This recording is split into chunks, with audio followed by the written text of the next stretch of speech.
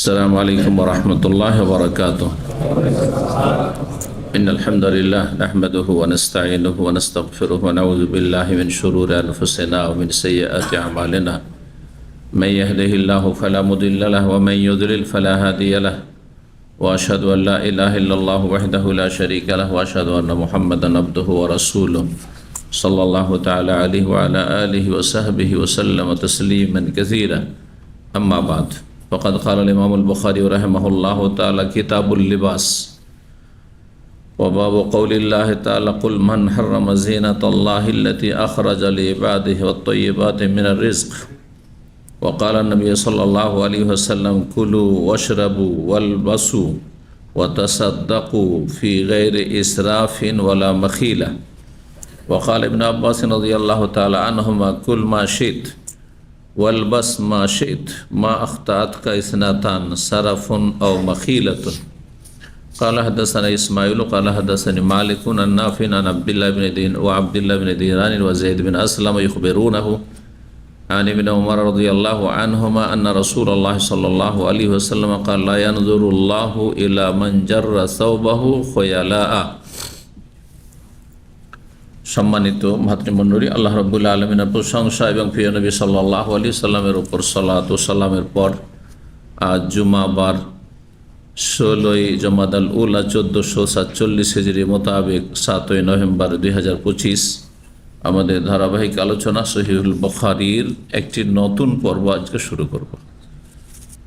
বিষয়বস্তু পর্বের হচ্ছে কিতাবুল লিবাস, পোশাকের পর্ব। পোশাক বস্ত্র সম্পর্কীয় হাদিসগুলি এখানে আসবে। যে পোশাকগুলি রাসূলুল্লাহ সাল্লাল্লাহু আলাইহি সাল্লামের জামানায় ব্যবহার হইত, সেই পোশাকের আলোকে ইসলামী পোশাক নির্ধারণ করা, এটি হচ্ছে উদ্দেশ্য। আমরা ইসলামী পোশাকের কিছু নীতিমালা রয়েছে, সেগুলি জানতে পারবো এই হাদিসগুলির আলোকে। পোশাকের উদ্দেশ্য হচ্ছে শরীরকে আবৃত করা, আর বিশেষ করে লজ্জাস্থানকে ঢাকা বা আবৃত করা, এটি হচ্ছে পোশাকের উদ্দেশ্য। পোশাক মানুষ কেন পরে?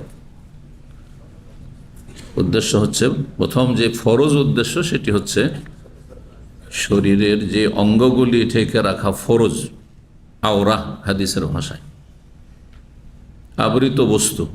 আসল হচ্ছে সেগুলি ঢাকা থাকবে, খোলা থাকবে না, সেগুলি ঢেকে রাখা, এটি হচ্ছে পোশাকের ফরজ উদ্দেশ্য। আর একটি উদ্দেশ্য আছে পোশাকের, কে বলতে পারেন? জেনা, মাশাআল্লাহ, সুসজ্জিত হওয়া, সাজসজ্জা গ্রহণ করা, যেটা মুস্তাহাব, নফল, ভালো, ফরজ নয়। সুন্দর সুন্দর পোশাক পরে যাতে সুন্দর লাগে দেখতে একজন মানুষকে, সুন্দর পোশাক পরা, কিন্তু তারও কিছু শর্ত আছে, হাদিসে আসছে, তখন বলব। অপচয় না হয় আর অহংকার না আসে, দুটো না থাকলে অসুবিধা নেই সুসজ্জিত হতে। এই জন্য মানুষকে ছোট হোক আর বড় হোক, একটা শিশু, ছোট বাচ্চাও যদি হয়, যদি কাপড় পরিয়ে রাখেন তো দেখতে সুন্দর লাগে, হ্যাঁ। আর যদি বিবস্ত্র করে রাখেন, উলঙ্গ করে রাখেন, যত কাপড় খুলবে তত খারাপ লাগে। এটা শুরু করেন আপনি পায়ের মোজা দিয়ে। আপনি একবার মোজা পরে নিজের ছবি করিয়েন, আর একবার মোজা খুলে খালি পায়ে ছবি করিয়েন, কোনটা ভালো লাগে? হ্যাঁ, মোজা পরাটা ভালো লাগে। সুবহানাল্লাহ।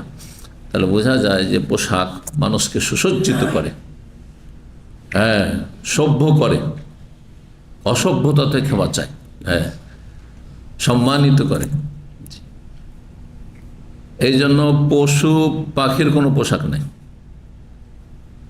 সেসবের কোনো সম্মান নেই, ওইসব আল্লাহর সৃষ্টি, সুতরাং তার কোনো পোশাক নেই। আর মানব জাতি সবচেয়ে শ্রেষ্ঠ আল্লাহর সৃষ্টি, মাখলুক। আল্লাহ তাদেরকে তাকরীম করে, সম্মানিত করেছে, ওয়ালাকাদ কাররামনা বানি আদম। সেই জন্য মানুষ মানেই পোশাক পরিচ্ছদ ব্যবহার করে, শরীর ঢেকে চলাফেরা করে। যদি শরীর ঢেকে চলাফেরা না করে নর এবং নারী, তাহলে জানতে হবে যে সে মানুষরূপী অমানুষ, তার মধ্যে পাশবিক চরিত্র রয়েছে, পশুর আচরণ রয়েছে, পশুর মর্যাদায় নেমে যাচ্ছে। যত বেশি বিবস্ত্র হবে, তত বেশি পশুর সারিতে গিয়ে নেমে যাবে। সভ্যতা বিবস্ত্র হওয়া নয়, সভ্যতা অর্ধ উলঙ্গ হওয়া নয়, বরং সভ্যতা হচ্ছে শরীরকে পোশাক দিয়ে ঢেকে রাখা। তাহলে পোশাকের দুটো স্তর রয়েছে। একটি হচ্ছে ফরজ স্তর, লজ্জাস্থান আবৃত করতে হবে। লজ্জাস্থান কতটা কে বলতে পারেন? পুরুষের আগে বলেন, একজন যে বলবেন। হ্যাঁ, নাভি থেকে শুরু করে হাঁটু পর্যন্ত, মানে নাভি সহ আর হাঁটু সহ। নাভিটা সামিল, নাভির নিচ থেকে নয়। যখন থেকে বলা হয় তখন থেকের আবার দুটো অর্থ হয়। আরবি গ্রামারে আমাদেরকে পড়ানো হয়েছে। মিন থেকে, আর এলা মানে পর্যন্ত। এই যে থেকে আর পর্যন্তর দুটো অর্থ হয়। আমি দাম্মাম থেকে রিয়াজ পর্যন্ত গেছি, দুনিয়ার উদাহরণ দিয়ে বোঝায়, তাহলে বুঝতে হবে, ঠিক না? যাহাবতু মিনা দাম্মাম ইলা রিয়াজ, এর অর্থ কি? দাম্মামের শেষ মাথা থেকে রিয়াজের প্রথম মাথা পর্যন্ত গিয়েছেন নাকি? এটা একটা অর্থ হয়, এটা তো বলতে পারেন আপনি। আর একটি অর্থ, তাতে আপনার যেখান থেকে শুরু করা হয়েছে আর যেখানে গিয়ে শেষ করা হয়েছে এই দুটো সামিল নেই। তাহলে সামিল নেই। দাম্মামের শেষ প্রান্ত আপনার, আগে তো বলতাম ওই আপনার 91 বলতাম, কিন্তু এখন আর 91 নয়, একবার শেষ মহল্লা আরও অনেক ওইদিকে চলে গেছে। জি, ফোরসান বা আরও কিছু, ফোরসানের বড় হইতে লেগেছে। তো দাম্মাম যেখানে শেষ হচ্ছে সেখান থেকেও জার্নি শুরু করলো, আর তারপরে রিয়াজ যেখানে শুরু হতে যাচ্ছে, হ্যাঁ, ঘর বাড়ি শুরু হয়েছে, সেখান থেকে ফিরে চলে আসো। বলছে আমি দাম্মাম থেকে রিয়াজ গিয়েছি। বলাটা ঠিক না ভুল? ঠিক আছে, ওটাও ঠিক আছে। এটা একটা অর্থ, মেন আর এলার। আর মেন আর এলার আর একটি অর্থ হচ্ছে যে দাম্মামও সামিল আর রিয়াজও সামিল। আমি দাম্মাম থেকে রিয়াজ গেছি, মানে দাম্মাম পুরোটা ঘুরেছি। হ্যাঁ, দাম্মামের রিয়াজের উল্টো দিকে যে দাম্মামের দিক রয়েছে সেদিক থেকে শুরু করেছে, পূর্ব দিক ধরে। হ্যাঁ, পূর্ব দিকে পোর্ট এরিয়া ধরে, পোর্ট এরিয়া থেকে গিয়ে আব্দুল আজিজ পোর্ট, ওই দিক থেকে শুরু করেছে। পূর্ব দিক থেকে শুরু করে একবারে হ্যাঁ রিয়াজের শেষ প্রান্ত পর্যন্ত, মুজাহিমিয়া পর্যন্ত। রিয়াজের শেষ হয়ে যাচ্ছে শেষ প্রান্ত পর্যন্ত। সেও যদি বলে আমি দাম্মাম থেকে রিয়াজ গেছি, তার কথা ঠিক না ভুল? ঠিক। এই কথাগুলি শুধু আরবি ভাষা নয়, এগুলির প্রভাব পড়বে আপনার শরীয়তের মাসলা মাসাইলের ক্ষেত্রে। আল্লাহ সুম্মা আতিমুস সিয়ামা ইলাল লাইল, অতঃপর তোমরা রোজা সম্পূর্ণ করো রাত পর্যন্ত। এলা মানে পর্যন্ত হয়, রাত পর্যন্ত। তো রোজা কতক্ষণ রাখবেন? যারা আহলে কোরআন, পথভ্রষ্ট কাফের, কতক্ষণ রোজা রাখবে কোরআন দিয়ে?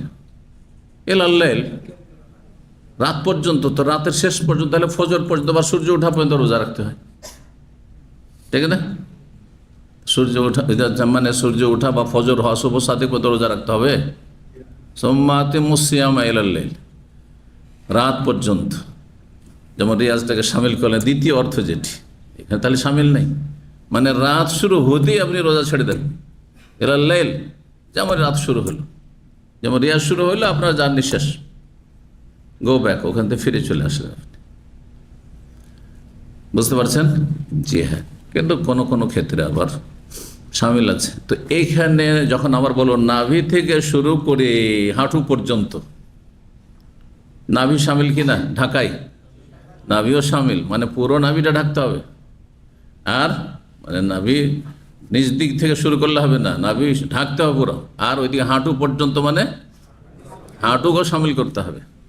তাহলে এখানে এলাল লাইল যে রোজার ক্ষেত্রে, ওই অর্থ এখানে হইল না। কিন্তু আরেকটি আয়াত বলি, আরেকটি ফিকহি মাসলা কোরআনে আল্লাহ বলছেন উজুর ক্ষেত্রে। আল্লাহ বলছেন ফাগসিলু ওজুহাকুম ওয়া আইদিয়াকুম ইলাল মারাফিকি, তোমরা তোমাদের চেহারাগুলো, মুখমণ্ডলগুলো ধৌত করো, আর তোমাদের হাত ধৌত করো কোনোই পর্যন্ত। কোনোই পর্যন্ত মানে কোনোই আসবে না, থেমে যাবেন নাকি? না কোনোই সহ? পুরা কোনোইটা ধুইতে হবে। কেউ যদি কোনো একটু যদি শুকনো রেখে দেয়, উজু হবে? হবে না। তাহলে এখানে শামিল ইলাল মারাফিক, মারাফিক ধোয়ার অংশে শামিল। এবার বুঝতে পারছেন? জি।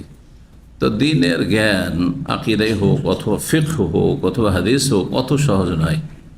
আরবি ভাষার উপর নির্ভরশীল। আরবি ভাষা জানছেন না আপনি, দু চারটা ফেসবুকে কিছু শিখেছেন অথবা দু চারজন কোনো আলেমের সংসারে কিছুদিন থেকেছেন, আরবি ভাষার কোনো জ্ঞান নেই, আর তারপরে আপনি সমাজে একটু ভাইরাল হয়ে গেলেন বাকপটু, আর তারপরে দায়ী হয়ে গেলেন অথবা আপনি শেখ হয়ে গেলেন অথবা ওস্তাদ হয়ে গেলেন। এত সহজ বিষয় নয় এই বিষয়গুলি। আল্লাহ বুঝার তৌফিক দান করুন। আপনি যেখানে পৌঁছেছেন সেখানে ক্ষান্ত হন, তার আগে নিজেকে বাড়াবেন না, না হলে আপনি ক্ষতিগ্রস্ত হবে দুনিয়া আখিরাতে। জি। তো আল্লাহ আমাদের ইলমে বরকত দান করুন।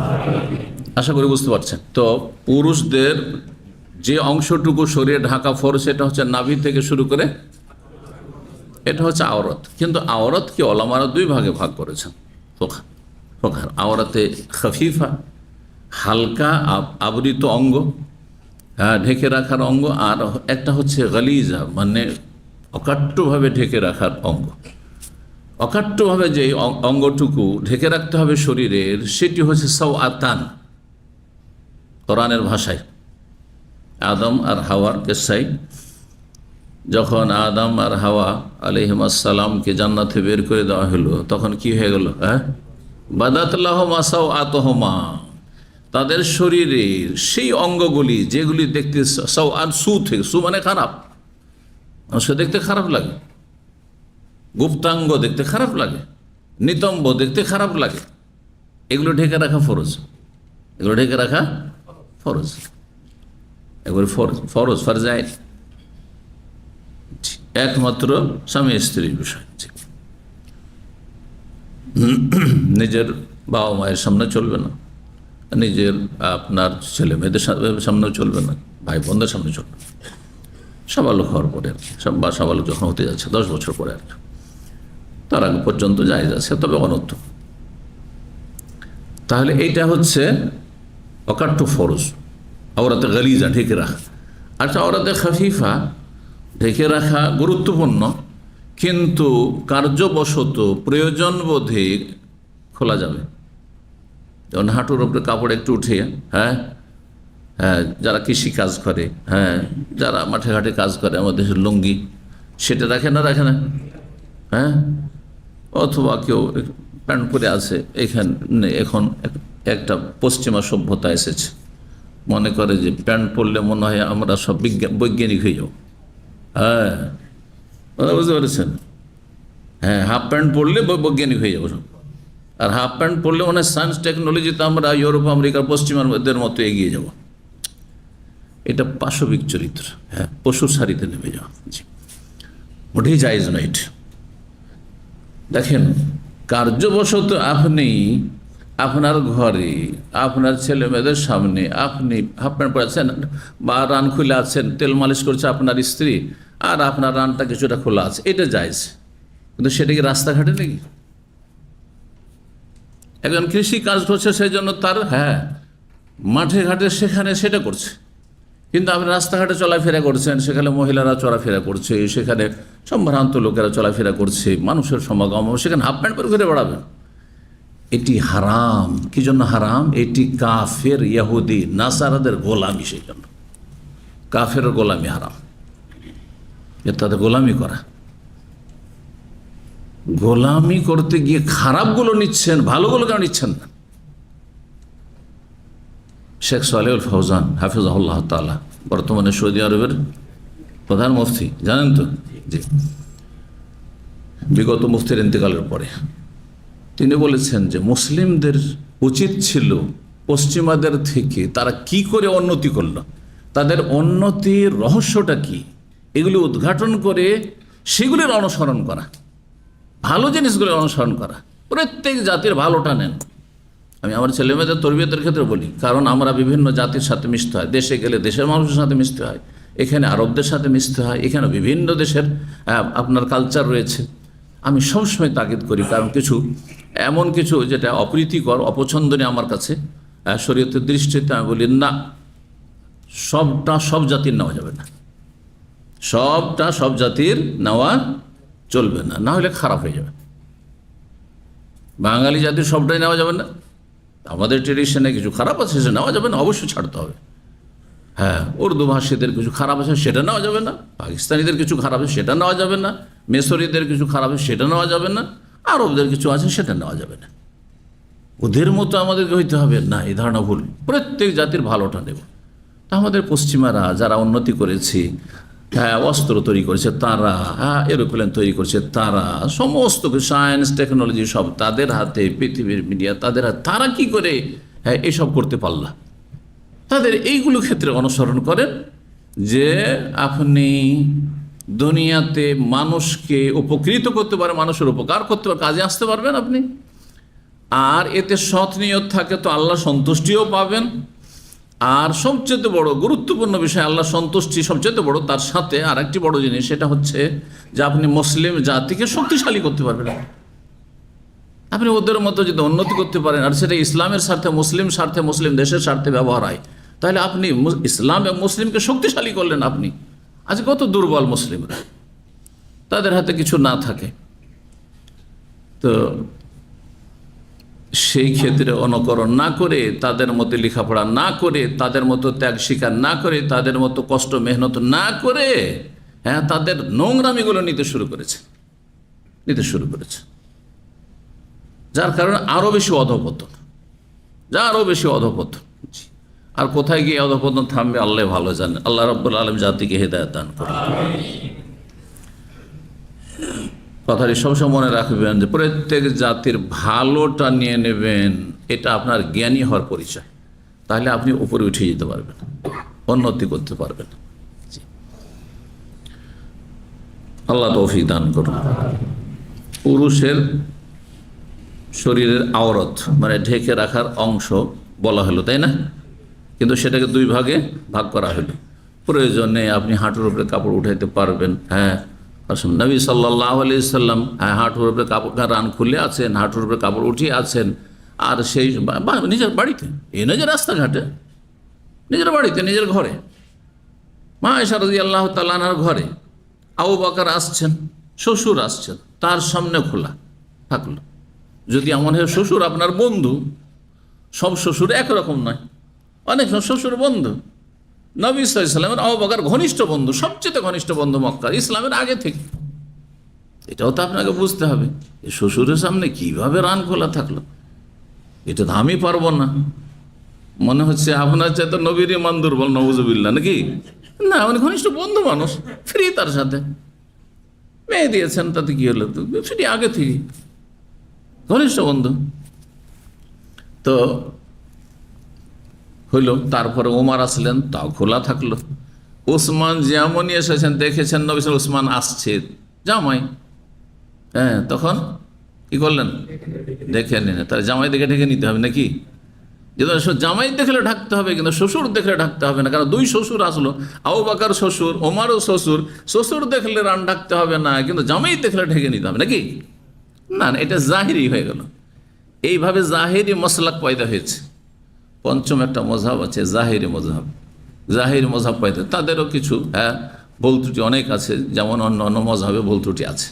কোনো মযহাব ভুলের ঊর্ধ্বে নয়, ভালো করে শুনে রাখেন। একমাত্র ভুলের ঊর্ধ্বে কাল আল্লাহ কাল আর রসুল, সাহাবায়ে কেরামদের জামানায় যে আমল ছিল সেটা সবাই নিতে গিয়ে কিছু কিছু ভুল সবার মধ্যে থেকে গেছে। ওই ভুলগুলিতে মুক্ত হইতে হবে। এইখানে ফিট করেন এই কথাটি আমার, সব জাতির ভালোটা নিয়ে নিতে হবে, সব মযহাবের ভালোটা নিয়ে নিতে হবে। বুঝতে পারছেন না? এত সহজে যদি বুঝে নেন, তাহলে আপনাকে মযহাবি গোঁড়ামিতে নিয়ে ডুবাইতে পারবে না, কানাকে হাইকোর্ট দেখাইতে পারবে না। হানাফি মযহাবে সহি মসলা আছে, সেইটুকু নেব, বাকিটা ছেড়ে দেব। ভুল মাসাজ অবশ্যই ছেড়ে দিতে হবে। প্রচলিত হানাফি মযহাবে আরও বেশি ভুল আছে, নিয়ত পড়া, জায়নামাজের দোয়া পড়া, সম্মিলিত মোনাজাত করা, আর তারপর সালাম ফেরার পরে কপালে আক্ষেপ করে দুঃখ করে হাত দেওয়া, এইগুলো হানাফি ফেকাতেও নেই। তাহলে হানাফি মযহাবের নামে জালিয়াতি এগুলো, বুঝতে পারছেন? প্রচলিত হানাফি মযহাব, এটি প্রকৃত হানাফি মযহাব আর আলাদা আছে, ওটা কেতাবে, তাদের ফেকার কেতাব আছে, তাতেও ইজতিহাদে যেসব ভুল আছে সেগুলি ছেড়ে দিলে খাঁটিটা পেয়ে যাবেন। যেমন আরব দেশে এসে অনেক ভালো কিছু আমরা শিখেছি, আরবদের এটা আমরা নিয়ে যাব, আরবদের সংস্কৃতি, জি, যেগুলি গণাবার সময় নেই হয়তো।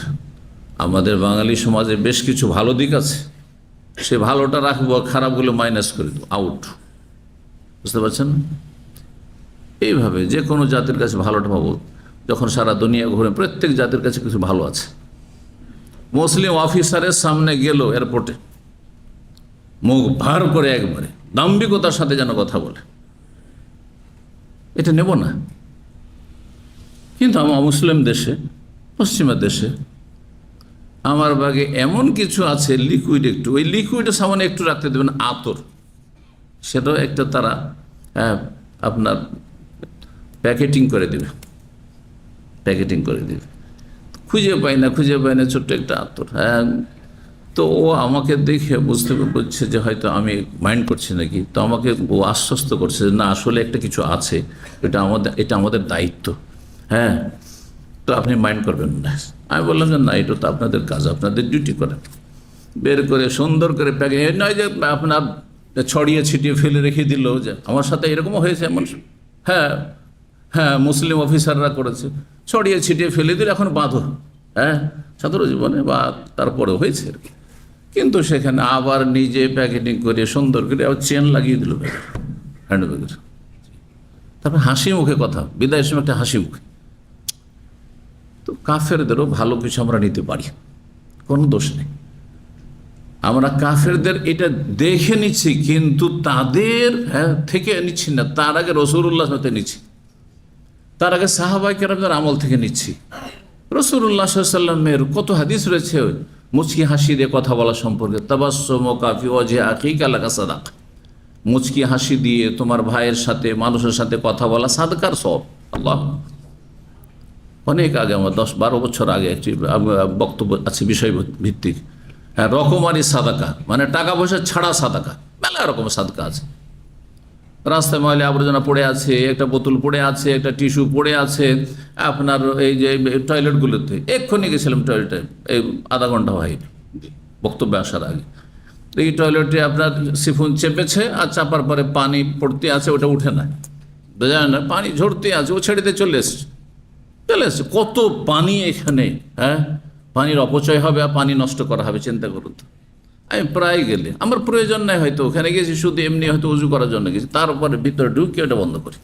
এটা আমার ডিউটি, আমি কি ক্লিনার, কিন্তু আমি করি। আমার কি এটা আমার সাদাকা হইল? এটা আমার সাদাকা, সওয়াবে নিয়ত। আমি যখন বক্তব্য শেষ করে যাই, অনেক সময় ক্লিনারগুলো তাদের টাইম হয়ে 10টা পার হয়ে গেছে, চলে গেছে হয়তো, দেখি যে আপনার সিঁড়ির লাইটগুলি সব জ্বলতে আছে, গ্যালারির লাইটগুলো সব জ্বলতে আছে, একটা করে বন্ধ করি। ওলা বাথরুমের লাইটও বন্ধ করে যায়, কারণ আমি জানি যে আমার যদি বাসা হতো তো আমি অতিরিক্ত লাইট জ্বালিয়ে রাখতাম। শুধু একটি লাইট যেটা জরুরি সেটা রাখি আমি। তা আমার বাড়ির জন্য, আমার বাসার জন্য যেটা করি সেটা আমি করব, আমার অফিসের জন্য। আমার মালিকদেরকে দেখাইতে হবে, আমার দায়িত্বশীলকে দেখাইতে হবে, তাকে শোনাইতে হবে না। জরুরি, রব দেখছেন, রব মানুষের অন্তরে ভালোবাসা দেবেন, রব আমার রিজিকের হেফাজত করবেন। কেন মানুষকে বলে বাড়াবো? কিছু লোকের স্বভাব আছে, কোনো একটা কিছু করলে কিন্তু এটা হাইলাইট, জানলো না ওরা, তো আমার করলে ফায়দাটা কি হলো? তাহলে আপনি তো দুনিয়ার জন্য করছেন, আপনি তো, আমি তো দুনিয়ার জন্য করি না। এগুলো আপনাদের শিখাবার জন্য বলছি, এটা বলছি না যে হ্যাঁ আমি, কিন্তু এগুলো করার চেষ্টা করবেন। এতে হচ্ছে কি সাদাকা, কোনো খরচ না, কোনো বেশি মেহনত না। আর মেহনতও যদি হয়তো অসুবিধা দেখি, অসুবিধা কি? অন্যের কষ্টকে হালকা করলেন আপনি, ক্লিনারের বোঝাকে হালকা করলেন একটু, হ্যাঁ, নিজ হ্যাঁ আপনার অতিরিক্ত উচ্ছিষ্ট বা বস্তুগুলি আপনি ফেলার জায়গাতে ফেলে দিলেন, তাহলে এই যে ক্লিনারের বোঝাটা হালকা হয়ে গেল। কথা লম্বা হয়ে যাচ্ছে, তাই না? হ্যাঁ, কি বলছিলাম? আসল বিষয় ফিরে চলে আসি, সেটা হচ্ছে নর এবং নারীর আওরাত, মানে শরীরে ঢেকে রাখার অঙ্গ। তো পুরুষের তো হয়ে গেল, তাই না? আর বাকিটা গেঞ্জি গায়ে দেওয়া ভালো, খালি গায়ে কেমন থাকবে না, গেঞ্জি গায়ে থাকবে। বিশেষ করে যেখানে খালি গায়ে থাকা, গেঞ্জি ছাড়া থাকাটা, হ্যাঁ, সভ্যতা মনে করা হয় না, হ্যাঁ, খারাপ দৃষ্টিতে দেখা হয়। আরব দেশে অনেকেই থাকেন আমাদের বাংলা ভাষাভাষীরা, ওদের রুমে ঢুকবেন যে খালি গায়ে পাকশাক করছে, গেঞ্জিটাও নাই গায়ে, না, আরব দেশে একটা ছোট বাচ্চা, 1 মাসের বাচ্চাও দেখেছেন যে খালি গায়ে, দেখাতে পারবেন? লক্ষণই কিন্তু এটা হয়তো অনেকে খেয়াল করেন। 1 মাসের বাচ্চা, আমি তো আরবদের বাড়ি বাসাতে গিয়েছি, কখনো আপনি 1 মাস 2 মাসের বাচ্চাও আপনি দেখবেন না যে খালি গায়ে আছে, গেঞ্জি প্যান্ট নেই, শরীর ঢাকা নেই। কিন্তু আমাদের দেশে 7 বছর 8 বছর পর্যন্ত রাস্তাঘাটে গ্রামে গঞ্জে ন্যাংটা হয়ে ঘোরাফেরা করছে, কোনো আইব না, কোনো দর্শনীয় না। আর তারপরে 50-60 বছরের মানুষ গ্রামের এই মাথা থেকে ওই মাথা, হ্যাঁ, এটা লুঙ্গি পরেই হ্যাঁ চলাফেরা করছে, তাই না? গেঞ্জিও নেই হয়তো, খালি গায়ে। কারণ এটাকে কোনো রকম খারাপ কিছু মনে করা হয় না, মানুষের অভ্যাস হয়ে গেছে দেখে। জি, তো বিশেষ করে উর্ফ এটিকে বলা হয়, যেখানে যেমন অবস্থা সেখানে সেইভাবে চলার চেষ্টা করবেন। কিন্তু ফরজ নয় যে আপনাকে গেঞ্জি গায়ে দিতে হবে, ফরজ নয়। জি, এইরকমই হাঁটুর নিচে ঢাকতে হবে, ফরজ নাই। হাঁটু পর্যন্ত ঢাকা আছে, হাঁটু বাস যথেষ্ট আছে। বরং কাপড় যত উঠানো থাকবে, নিষ্ফুস শাক যদি থাকে, আপনার যে পায়ের নলা আছে, নলার হ্যাঁ অর্ধাঅর্ধিতে থাকে, তো এটা বেশি উত্তম। কিন্তু আজকালকার সমাজ বা আজকালকার অফিস, বিভিন্ন জায়গায় আপনাকে যেতে হবে, আপনাকে অসভ্য মনে করবে, আপনাকে কটু দৃষ্টিতে দেখবে, যার ফলে এগুলোকে এড়িয়ে চলা ভালো। যতটা ইসলামে অ্যালাও আছে টাকনার ওপর পর্যন্ত রাখেন আপনি। বেশি কাপড় উঠালে আবার অসৎ লোকদের গায়ের জ্বালা, কিন্তু জানেন কিনা আপনারা? হ্যাঁ, বেশি যদি কাপড় আপনি জুব্বা উঠিয়ে পরেন, উঁচা জুব্বা পরেন বা উঁচা প্যান্ট পরেন, তো অসৎ লোকদের হ্যাঁ গায়ের জ্বালা। অমুসলিম শুধু না, মুসলিম অসৎ লোকদের গায়ের জ্বালা। জি, বিভিন্ন রকমের ট্যাগ লাগাবে আপনার উপর। জি, এটা কিন্তু এর পুরানো ইতিহাস আছে, পুরনো ইতিহাস আছে। আমরা যেহেতু ইংরেজদের থেকে ভারত সাহিত্যের স্বাধীনতা আন্দোলনের ইতিহাস খুব পড়েছি, একসময় অনেক আমরা ছাত্র জীবনে, তো আমাদের যুগে মোবাইলের ফেতনা ছিল না, ইন্টারনেটের ফেতনা ছিল না। এই জন্য আমরা ক্লাসের পড়া হয়ে গেলে বাকিটা লাইব্রেরি থেকে বই নিয়ে আসতাম, 1 সপ্তাহের জন্য ধার নিয়ে আসতাম। হ্যাঁ, অথবা বসে বসে পড়তাম, আসর থেকে এসা পর্যন্ত বসে বসে পড়তাম। মদিনা ইউনিভার্সিটিতে আসার পর মসজিদ নববীর মাকতাবাতুল হারামে প্রতিদিন আসর পর বসতাম, মাগরিব পর বসতাম। মদিনা ইউনিভার্সিটির বিশাল লাইব্রেরি, সেখানে গিয়ে বসতাম ছুটির দিনগুলি অথবা বিকাল বেলাতে। তো একটা পড়ার যুগ ছিল। এখন বই থেকে মানুষ সম্পর্কহীন হয়ে যাচ্ছে, আল্লাহ হেফাজত করুন। মানুষের যে ভবিষ্যৎটা কি হবে। তো কি বলতে গিয়ে এদিকে চলে গেলাম আবার। একজন হ্যাঁ হ্যাঁ হ্যাঁ ইংরেজি ইতিহাস পড়েছি, সেখানে তারা তাদের হ্যাঁ বিরোধী, ইংরেজ বিরোধী আন্দোলনে অংশকারী, তাদেরকে তারা বলতো টেরোরিস্ট। আজকাল যেমন টেরোরিস্ট জঙ্গি বলা হচ্ছে না, এই জঙ্গির ইতিহাস পুরাতন। যারাই হ্যাঁ কোনো শক্তিশালী কোনো শক্তিশালীর বিরুদ্ধে কোনো আন্দোলন করেছে, তাদেরকে টেরোরিস্ট বলা হয়েছে। কারণ 71-এ পাকিস্তান আপনাদেরকে বলেন সন্ত্রাসী বলে না, হ্যাঁ, যেন বাংলাদেশ স্বাধীনতা আন্দোলন করেছেন, অবশ্যই তখন আপনারা তখন টেরোরিস্ট ছিলেন, সন্ত্রাসী ছিলেন তাদের কাছে। তো ইংরেজ বিরোধী আন্দোলন যারা করত, আর তাতে মুখ্য ভূমিকা মুসলিমদের ছিল, মুখ্য ভূমিকা ওলামায়ে কেরামদের ছিল, ভালো করে শুনে রাখেন। আর বিশেষ করে আহলে হাদিস ওলামাদের ছিল, এটাও শুনে রাখেন, তার সত্য ইতিহাস অনেকে জানে না। শেষ দিকে যখন স্বাধীন হওয়ার কাছাকাছি সময়গুলি আসল 47-এ, তখন হাইলাইট হলো বড় বড় হিন্দু নেতারা। নাহলে আসল ভারত স্বাধীনতা আন্দোলনে মুখ্য ভূমিকা 200 বছর পর্যন্ত, জি হ্যাঁ, আপনার 1757 থেকে, বিশেষ করে 100 বছর, 1757 থেকে 200 বছর কাছে, 1757 থেকে 1947 পর্যন্ত, তাই না, 190 বছর। তো এই সময়গুলিতে মুখ্য ভূমিকা পালন করেছে মুসলিম ওলামায়ে কেরাম আর আহলে হাদিস ওলামায়ে কেরাম বিশেষ করে। জি, এটি হচ্ছে স্বাধীনতা আন্দোলনের ইতিহাস, অখণ্ড ভারত। আর তারপরে 47-এ তখন ভারত 2 ভাগে ভাগ হলো, পাকিস্তান আর ইন্ডিয়া। আর তারপরে দুই পাকিস্তান হলো, পূর্ব পাকিস্তান, পশ্চিম পাকিস্তান। পূর্ব পাকিস্তান 71-এ এসে তখন বাংলাদেশ হয়ে গেল। এই তো তো যে কথাটা বলতে চাইছিলাম যে ওরা চিন্তা যে আমাদের বিরোধী আমাদের ইংরেজ বিরোধী অথবা ব্রিটিশ বিরোধী আন্দোলন কারা করছে, কারা জঙ্গি, কারা সন্ত্রাসী চিহ্নিত করতে গিয়ে দেখে জানেন, লম্বা দাড়ি দেখে আর টাকনার উপরে কাপড় দেখে। জি, এর পুরনো ইতিহাস আছে। হ্যাঁ, তো ইংরেজরা সারা বিশ্বে আধিপত্য কায়েম করেছে, ছেড়ে গিয়েছে, কিন্তু মস্তিষ্ক ধোলাই করে চলে গেছে এখন পর্যন্ত। যে কোনো অফিসে যান, যদি লম্বা দাড়ি হয় গায়ের জ্বালা, আর যদি আপনার টাকনার উপরে কাপড় হয় তাহলে ক্রিটিসাইজ, গায়ের জ্বালা। পুরাতন ইতিহাস এগুলি। তো যাই হোক, এসব আলোচনা সাধারণত আমি করি নাই, কিন্তু কথা প্রসঙ্গে আলোচনা হয়ে গেল। তো মহিলাদের ঢেকে রাখার অঙ্গ কতটুকু কে বলবে? যে বলবে হাত তুলবে। মাথা থেকে পা পর্যন্ত, মাথা থেকে পা পর্যন্ত। আল মারাত কুল্লুহা আওরাতুন, নবী সাল্লাল্লাহু আলাইহি ওয়াসাল্লাম হাদিস। নারী জাতি পুরোটাই হচ্ছে আওরত, ঢেকে রাখার বস্তু। সুতরাং বাইরে গেলে যেখানে গায়ের মাহরাম, নন মাহরাম পুরুষদের সামনাসামনি হতে পারে, সেখানে পুরো শরীর ঢাকা রাখবে, পুরো শরীর মাথা থেকে পা পর্যন্ত ঢাকা থাকবে। চেহারা আর হাত এই আপনার কবজি পর্যন্ত আর টাকানা পর্যন্ত, এই তিনটেতে ইখতিলাফ রয়েছে ফুকাহাদের, কিন্তু এই ক্ষেত্রেও সঠিক হচ্ছে যে চেহারা অবশ্যই ঢাকা থাকবে। কাজের তাগিদে যদি হাত খুলতে হয় তাহলে জায়েজ, কিন্তু হাতে যেন অলংকার প্রকাশ না পায়, চুড়ি পরে আছে তো ঘড়ি পরে আছে, আরও কিছু পরে আছে আর বাজার হচ্ছে, এমন না হয়, ফিতনার কারণ না হয়। আর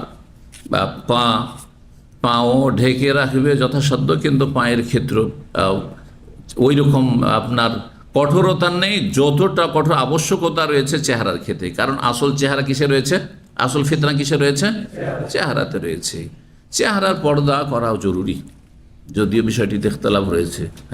কিছু সালাফি উলামা আলবানির মতো তারা মুস্তাহাব বলেছেন, কিন্তু অধিকাংশ সালাফি উলামা বলছেন না, এটিও আছে। এই জন্য চেষ্টা করবেন আস্তে ধীরে যাতে করে চেহারা ঢাকে। মেয়েরা সাবালিকা হলে বা একেবারে বয়সিকা হয়ে গেলে, 60-এর উপরে চলে গেছে, তখন আবার কিছুটা ছাড় আছে। যেমন কোরআনে কারিমে সূরা নূরে আল্লাহ রাব্বুল ইরশাদ করেছেন, ওয়াল কাওয়াইদু মিনান নিসা, আল্লাহ বর্ণনা করেছেন তাদের কথা। কিন্তু গায়রা মুতাবাররিজাতি বিজিনা, আবার 60-70 বছর মহিলাও যদি আবার মেকআপ করে থাকে, তখন আল্লাহ বলছে জায়েজ নাই। জি, স্বাভাবিক অবস্থায় থাকে। জি, তো নারীদের তাহলে আওরাতের কথা হয়ে গেল। আর মাহরামদের সামনে, সাবালক ছেলেদের সামনে, ভাইদের সামনে স্বাভাবিক যতটা খোলা থাকে, সেটা আপনার হাত এতটা পর্যন্ত হাত খোলা থাকবে, আপনার কোনই পর্যন্ত। আর মাথা খোলা রাখতে পারে, চেহারা খোলা রাখবে, গলা পর্যন্ত খোলা রাখবে, কিন্তু আপনার বক্ষ খোলা থাকবে না, পিঠ খোলা থাকবে না। আর তারপরে আপনার হাঁটুর নিচ, হাঁটু পর্যন্ত ঢাকা থাকতে হবে, নিজের সাবালক ছেলেদের সামনেও, ভাইদের সামনেও, বাবার সামনেও। ঠিক, আল্লাহ তাআলা আলাম। তো লেবাস, পোশাক সম্পর্কে যেহেতু আলোচনা চলছিল, লেবাসের সাথে আপনার হিজাবের কথাও হয়ে গেল। ইসলামে বিশেষ কোনো সুন্নতি লেবাস নেই, যেটা আমাদের দেশের বেদাতি আলেম সমাজ মানুষকে ভুল বুঝিয়ে রেখেছে। সুন্নতি লেবাস মানে পাঞ্জাবি টুপি, সুন্নতি লেবাস মানে জুব্বা আর টুপি বা রুমাল, এগুলো ভুল কথা। এই যে লেবাসের উপর আমার বিষয়ভিত্তিক আলোচনা আছে, এটা শুনে নেবেন। ইসলামী পোশাক হওয়ার জন্য 8টি শর্ত রয়েছে, ওই 8টা শর্ত ঠিক থাকতে হবে। সেগুলিতে আজকে যাব না, না হলে হাদিসে পড়া হবে না। তো সেগুলি মনে রাখতে হবে। ইসলামী পোশাক মানে আমাকে জুব্বা পরতে হবে তাও জরুরি না, শার্ট পরেও ইসলামী পোশাক হইতে পারে, ঢিলা ঢালা গেঞ্জি পরে ইসলামী পোশাক। এই ইসলামী পোশাক মানে আমরা সাদা রঙের হইতে হবে, তাহলে ইসলামী পোশাক এমন না, কিন্তু সাদা পরা উত্তম। পুরুষদের জন্য সাদা উত্তম, মহিলাদের জন্য নয়, যাতে করে পুরুষদের সাথে মহিলাদের সদৃশ্যতা না হয়। অনেক দেশের মহিলারা এই রুমালগুলি ব্যবহার করে, দেখেছেন না, ওড়না হিসাবে। খেয়াল করেছেন? হজ মশাবে গেলে দেখবেন মেসর অথবা আলজেরিয়া, মরক্কো, এইসব দেশ থেকে যেসব মহিলারা আসে সাদা রুমাল ব্যবহার করে। অনেক সময় পেছন দিক থেকে বোঝা যায় যে মহিলা আছে না পুরুষ আছে, তো এইটা তাদের দেশে হয়তো জায়েজ হইতে পারে, কিন্তু যেই দেশে এটি হচ্ছে পুরুষের পোশাক, আরব দেশে, হ্যাঁ, অথবা ভারতেও, বাংলাদেশেও, তো এই সাদা সাদা ওড়না পরবে কোনো মহিলা, এটি জায়েজ নয়। এটি একটি শর্ত পোশাকের ক্ষেত্রে, যে নারী পুরুষের বেশভূষা না গ্রহণ করে, পুরুষ নারীর যেন পোশাক না পরে, টাইট না হয়, পাতলা না হয়, এসব শর্তগুলি রয়েছে, ইত্যাদি ইত্যাদি। তো এখন চলা যাক কিতাবুল লেবাস, এই পর্ব হচ্ছে পোশাক সম্পর্কে। তারপরে অধ্যায় নিয়ে এসেছেন কোরআনে কারীমের একটি আয়াত দিয়ে, সূরা আরাফের আয়াত নম্বর 32, যেখানে আল্লাহ রাব্বুল আলামিন সাজসজ্জার কথা উল্লেখ করেছেন। বলছেন বাবু কাউলিল্লাহি তাআলা, এই অধ্যায় হচ্ছে মহান আল্লাহর বাণীর তাফসীর সম্পর্কে। কি আল্লাহ বলছেন, কুল, হে নবী বলে দাও, মান হাররামা জিনাতাল্লাহ, কে আছে যে আল্লাহর দেওয়া সাজসজ্জাকে, শোভা সৌন্দর্যকে হারাম করেছে? কার এই অধিকার আছে? আল্লাহ হালাল করেছেন যে সুন্দর হও, সাজো। সুতরাং সাজার জন্য কেউ যদি অতিরিক্ত সাজে, লাল রুমাল পরে, অথবা আপনার এই সাদা রুমাল পরে, অথবা টুপি পরে, হ্যাঁ, তো কোনো দোষের কথা নাই। কিন্তু টুপিকে শুধু খাস করবেন নামাজের সাথে, যে নামাজে যখন দাঁড়াবো তখন টুপিটা মাথায় নিয়ে নেবো, নামাজে দাঁড়াবো তখন শুধু রুমালটা নিয়ে নেবো, আর নামাজ থেকে শেষ হইলে না, এটা না, না, এমনটা না। টুপি যখন, টুপি আমাদের মুসলিম সমাজে, বিশেষ করে উপমহাদেশে, ভারত, বাংলাদেশ, পাকিস্তানে, এটি ইসলামী সাজ, কিন্তু সুন্নতি পোশাক নয়। পাঞ্জাবি সাধারণত সেই দেশে জুব্বা যদি না চালান, জুব্বার প্রচলন না থাকে, তো পাঞ্জাবি ভালো, এমনি শার্টের চাইতে ভালো, হ্যাঁ, প্যান্ট শার্টের চাইতে ভালো, টি শার্ট গেঞ্জি চাইতে ভালো, অবশ্যই ভালো, কিন্তু সেটাই ইসলামী পোশাক এমনটা নাই। ইসলামী পোশাকে আপনি অন্য রঙের কাপড় পরে থাকতে পারেন, কিন্তু আপনার ইবাদত বন্দেগীতে যেন ব্যাঘাত না ঘটে। এমন টাইট পরে আছেন যে প্যান্ট পরে, জিন্স পরে আপনি আত্মাহিয়াতের বৈঠকে বসতে পারছেন না, হ্যাঁ, নামাজে বসতে পারছেন না, আপনি পা মুড়িয়ে বসলে আপনাকে খুব কষ্টেই বসতে হয়, এরকম করে, হ্যাঁ। আর তারপরে যখন রুকুতে যান, তখন পেছন দিক থেকে নাভির নিচে নেমে যান, নাভি বরাবর, নাভি ঢাকা থাকছে না, ধরেন এই দিকে ঢাকা আছে, কিন্তু যখনই আপনি রুকু গেলেন তখন পেছন দিক থেকে টান দিয়ে নাভির নিচে চলে গেল, এখানে কাপড় চলে গেল, আর গেঞ্জি ওপরে উঠে গেল, কারণ আপনি যখন রুকু করছেন তো গেঞ্জি ওপরের দিকে টান দেবে আর প্যান্টটা নিচের দিকে টান দেবে। এই অবস্থায় নামাজ নষ্ট হয়ে যাবে। ইমাম যদি এরকম ইমামতি করে তো তার ইমামতি জায়েজ নয়, তার পিছনে নামাজ হবে না। এই মশলা অনেকে হয়তো খেয়াল করেননি। আমাদের ডাইরেক্টর যে জুমার খুতবা দিলেন, শেখ আব্দুল ওয়াহিদ ইবনে আহমদ আল মজরু হাফেজাহুল্লাহ তাআলা, ভালো আলেম কিন্তু উনি। তো দামাম ইউনিভার্সিটি এখন দ্বিতীয় ব্যক্তি, ভাইস চ্যান্সেলর পড়ে, তো উনি বর্তমান মানে দায়িত্ব ভারপ্রাপ্ত ভাইস চ্যান্সেলর বেশি। তো তিনি বলছেন যে একবার আমি বিমানবন্দরে, এয়ারপোর্টে নামাজ পড়ছি, একজন নামাজ শুরু করেছে, সে ওই রকমই একটা গেঞ্জি আর একটা জিন্স প্যান্ট পরে, আর যেমনই রুকুতে গিয়েছে, নামাজে ঢুকেছেন, নামাজ পড়ার জন্য ঢুকেছেন তিনি, রুকুতে গিয়েছে ইমাম, আর তার পিছনে কয়েকজন লোক নামাজ পড়ছে ইক্তেদা করে, মুক্তাদি হয়ে। তো দেখা যাচ্ছে যে গেঞ্জি ওপর দিয়ে টান দিয়েছে আর প্যান্টটা নিচে দিয়ে টান দিয়েছে, আর ওই যে নাভের নিচে জায়গাটু এটুকু খুলে গেছে। তখন উনি তো একজন ফকি মানুষ, ফিকহের উপর লেখাপড়া করেছেন, তো উনি তখন পর্যন্ত তিনি নামাজে লাগেননি। এই দৃশ্য দেখে আর নামাজে না লেগে শুধু চলে এলেন এটা নয়, তিনি বললেন যে হে মুক্তাদিরা, আপনারা যার পিছনে নামাজ পড়ছেন তার নামাজ হবে না, কারণ তার আওরাত খোলা আছে, হ্যাঁ, ফাইন আওরাত মাকশুফা, হ্যাঁ, গেঞ্জি ওপর দিয়ে টান দিয়েছে, তার প্যান্ট নিচে দিয়ে টান দিয়েছে, তার আওরাত আবৃত স্থান খোলা আছে, তার নামাজ হয় না, সুতরাং তোমাদের নামাজ হবে না। এ কথা বলে তিনি যখন আমাদের সাথে ফ্রি থাকেন রসিকতা করে বলছে, সেখান থেকে তাড়াতাড়ি দিলাম টান, কি জানি ইমাম এসে আবার ধাওয়া না করে। বুঝতে পারছেন? তো সতর্ক সাবধান, যারা এইসব টাইট ফাইট প্যান্ট পরছেন সালাতের ক্ষেত্রে সতর্ক সাবধান। জি,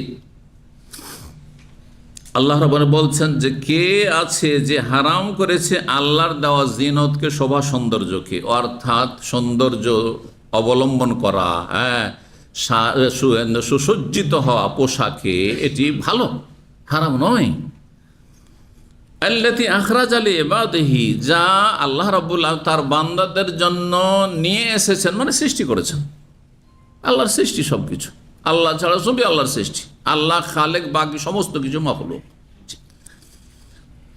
সূরা আরাফ আয়াত নম্বর 32। কারণ নবী সাল্লাল্লাহু আলাইহি ওয়াসাল্লাম বলেন, কুলু ওয়াশরাবু, তোমরা পানাহার করো, খাও এবং পান করো, ওয়ালবাসু, এবং পোশাক পরিধান করো। ওয়ালবাসু পড়বেন, ওয়ালবেসু না। আরবি গ্রামার দেখেন, ওয়ালবাসু বায়ে ফাতা দিলে লেবাসের অর্থ পোশাক পরা হয়, আর ওয়ালবেসু মানে একাকার করে দেওয়া হয়। আল্লাযীনা আমানু ওয়া লাম ইয়ালবিসু ঈমানাহুম বিযুলমিন। কেউ হাফেজ আছে এখানে? মুখস্থ আছে এই আয়াত? আল্লাযীনা আমানু, যারা ঈমানদার, ওয়া লাম ইয়ালবিসু ঈমানাহুম বিযুলমিন, তাদের ঈমানের সাথে জুলমের মিক্সচার ঘটালো না, সংমিশ্রণ করলো না। ইয়ালবিসু, কিন্তু ইয়ালবাসু যদি এটা পড়ে দেয় কোরআনের আয়াতকে, তাহলে কি ওয়া লাম ইয়ালবাসু ঈমানাহুম বিযুলমিন, হ্যাঁ, তাহলে তাদের ঈমানকে পোশাক পরালো না। লাবেসা আর লাবাসা, লাবাসা এলবেসো জারাবা ইয়াজরেবো মানে হ্যাঁ ইখতিলাত, মিক্সিং, আর লাবেসা ইয়ালবাসো সামে আসমা মানে হচ্ছে পোশাক পরা, পোশাক পরিধান করা, লেবাস। তো ওয়ালবাসু পড়তে হবে এটিকে। তোমরা পোশাক পরিচ্ছদ ব্যবহার করো বা পরিধান করো, ওয়াতাসাদ্দাকু, দান সাদকাও করো, ফি গায়রি ইসরাফিন, কিন্তু অপচয় করে নয়, অপচয় অপব্যয় না হয়, অতিরিক্ত না হয়। ওয়ালা মাখিলাতিন, আর কোনো অহংকার করে নয়। পোশাক এমন দামি দামি পোশাক পরলেন যে তাতে ভিতরে অহংকার চলে আসে, আমার মতো দামি পোশাক পরনেওয়ালা কোন, আমার মতো দামি জুতা কারো কাছে নেই, তখন হারাম হয়ে যায়। আর ইসরাফ, অপচয় না হয়। বেতন আপনার 2000 রিয়াল, আর 500 রিয়ালের শুধু আপনার আজকাল কি জুতা বলছে এগুলোকে, হ্যাঁ হ্যাঁ স্কেচ নাকি, হ্যাঁ, আচ্ছা, এসব নাম আর মুখস্থ করে লাভ নাই, এখানে কোরআন হাদিস মুখস্থ করে ওইটাই ভালো। হ্যাঁ, দুনিয়া আর কত মুখস্থ করবো। তো যাই হোক, এই এত দামি, বা আপনি চামড়ারি জুতা নিন, এত দামি জুতা, ব্র্যান্ডের, আপনি ব্র্যান্ড ছাড়া আপনি ব্যবহার করবেন না। অনেকেই বলে আমি ব্র্যান্ড ছাড়া অন্য কিছু ইউজ করি না। না, এগুলি ইসরাফ, অপচয় আপনার জন্য, অপচয় না, মোটেই না। অনেক পয়সাওয়ালা আছেন, তারা কিছুটা আমাদের চাইতে আপনাদের চাইতে বেশি করতে পারে, কিন্তু সেটা আবার সীমানা ছড়িয়ে যায়। এদিকে গরিব দুঃখের খোঁজ খবর নেওয়ার তৌফিক হচ্ছে না, নসিব হচ্ছে না, হতভাগা। হ্যাঁ, ইয়াতিম বিধবা একটা দেখাশোনা করতে পারলেন না আপনি, পাশে আশেপাশের লোক খেতে পায় না, আপনার দেশের মানুষ অনাহারে মারা যাচ্ছে, গৃহহীন হয়ে আছে, শীতের বস্ত্র নেই, শীতকাল আসছে, আর এইদিকে আপনার ফ্যাশনের শেষ নেই, আর অপচয়ের শেষ নেই। না, মোটেই না। আপনার ব্যালেন্স ঠিক থাকতে হবে আপনার ইসলামী জীবনে। জি। আর তারপরে যারা যেমন বেশি সচ্ছল, তারা বেশি দামি পোশাক পরতে পারে, কোনো অসুবিধা নেই, হ্যাঁ, কিন্তু সেটা অপচয়ের পর্যায়ে না চলে যায়, আর অহংকার না আসে। 5783 নম্বর হাদিস বর্ণনা করছেন ইবনে ওমর রাদিয়াল্লাহু তাআলা আনহুমা, এবং তার থেকে বর্ণনা করেছেন কয়েকজন তাবী, নাফি, আব্দুল্লাহ বিন দিবার, যায়েদ বিন আসলাম, এই তিনজন। জি। আর তাদের এই কয়েকজনের ছাত্র হচ্ছে ইমাম মালিক। ইমাম মালিক রাহিমাহুল্লাহ, তিনি মুহাদ্দিসও ছিলেন, ফিকহি ছিলেন, 4 ইমামের অন্যতম ইমাম, মদিনার ইমাম। তার ওস্তাদ ইমাম নাফি, তার ওস্তাদ হচ্ছেন তাবি আব্দুল্লাহ বিন দিনার, তার ওস্তাদ হচ্ছেন যায়েদ বিন আসলাম, আর তার ওস্তাদের ওস্তাদ আব্দুল্লাহ বিন ওমর রাদিয়াল্লাহু তাআলা আনহুর ছেলে, প্রখ্যাত সাহাবী। তো কত কাছাকাছি ছিলেন সাহাবায়ে কেরাম জামানা থেকে ইমাম মালিক রাহিমাহুল্লাহ। একটি স্তরের পরে সাহাবীকে পেয়ে গেছেন আপনি। তিনি বলছেন, আব্দুল্লাহ বিন ওমর রাদিয়াল্লাহু তাআলা আনহু বলছেন, আন্না রাসূলুল্লাহ সাল্লাল্লাহু আলাইহি ওয়াসাল্লাম কার, রাসূল বলেছেন, লা ইয়ানজুরুল্লাহু, আল্লাহ রহমতের দৃষ্টিতে দেখবেন না, এলা ওই ব্যক্তির দিকে, মান জাররা সাওবাহু, যেই ব্যক্তি নিজের কাপড় ঝুলাবে, খয়ালা দাম্ভিকতার সাথে, অহংকারের সাথে। আমাদের সে এক সময় দেখতাম নতুন নতুন জামাই শ্বশুর বাড়ি এসছে, আর লুঙ্গি জুতোর নিচে চলে যাচ্ছে। হ্যাঁ, দামি লুঙ্গি পেয়েছে শ্বশুর বাড়িতে, হ্যাঁ, চলে যাচ্ছে, হারাম। আল্লাহর রহমতের দৃষ্টিতে হাসরের মাঠে তাকাবেন না। যার দিকে আল্লাহর রহমতের দৃষ্টিতে, দয়ার দৃষ্টিতে তাকাবেন না, সে জান্নাত পাবে? এর জন্য অহংকারী জাহান্নামে, নবী সাল্লাল্লাহু আলাইহি ওয়াসাল্লাম হাদিসে রয়েছে না যে অহংকারী জাহান্নামে যাবে, জান্নাতে যাবে না। জি, মানে প্রথমখানে জান্নাতে যাবে না, প্রথমখানে জান্নাতে যাবে না। আবার অহংকারীদের মেলা ক্যাটাগরি আছে, কিন্তু যে আল্লাহর সামনে অহংকারী সে প্রথমখানে জান্নাতে যাবে না, কিন্তু পরে জান্নাতে যাবে নাকি? আল্লাহর সামনে অহংকারী কে? যে আল্লাহকে সেজদা করা আর আল্লাহর সামনে রুকু করা, আল্লাহর সামনে 5 বার হাজিরা দেওয়াকে মনে করে সময় নষ্ট করা, হ্যাঁ, করতে চাই না। অনেক আছে মুসলিম সমাজে মুনাফিকেরা, নাস্তিক, যারা মনে করে যেগুলো কাজ মোল্লার কাজ, মোল্লার দৌড় মসজিদ। এই যে প্রবাদ যে ওখান থেকে আসছে, কিন্তু জি, সে যতই আমাদের সাথে নমনীয় হোক না কেন, সমাজের সাথে বিনয়ী হোক না কেন, দেশবাসীর সাথে, ভক্তদের সাথে, তার অনুসারী, তার পার্টির লোকের সাথে যত, হ্যাঁ, দেশ দরদি হোক না কেন আর জনগণ দরদি হোক না কেন, কিন্তু আল্লাহর সামনে সে যেহেতু দাম্ভিক, অহংকারী, যে আল্লাহকে সিজদা করার তার প্রয়োজন নেই, সে কাফের, চিরস্থায়ী জাহান্নামী এই দাম্ভিক। তাহলে অহংকারী 2 রকম জাহান্নামী। এক স্থায়ী জাহান্নামী, যে অহংকারী, যে কাফের হয়ে যায়, আল্লাহকে সিজদা করতে চায় না, 5 ওয়াক্ত 70 রাকাত সালাত পড়তে চায় না, মোটেই পড়বে না।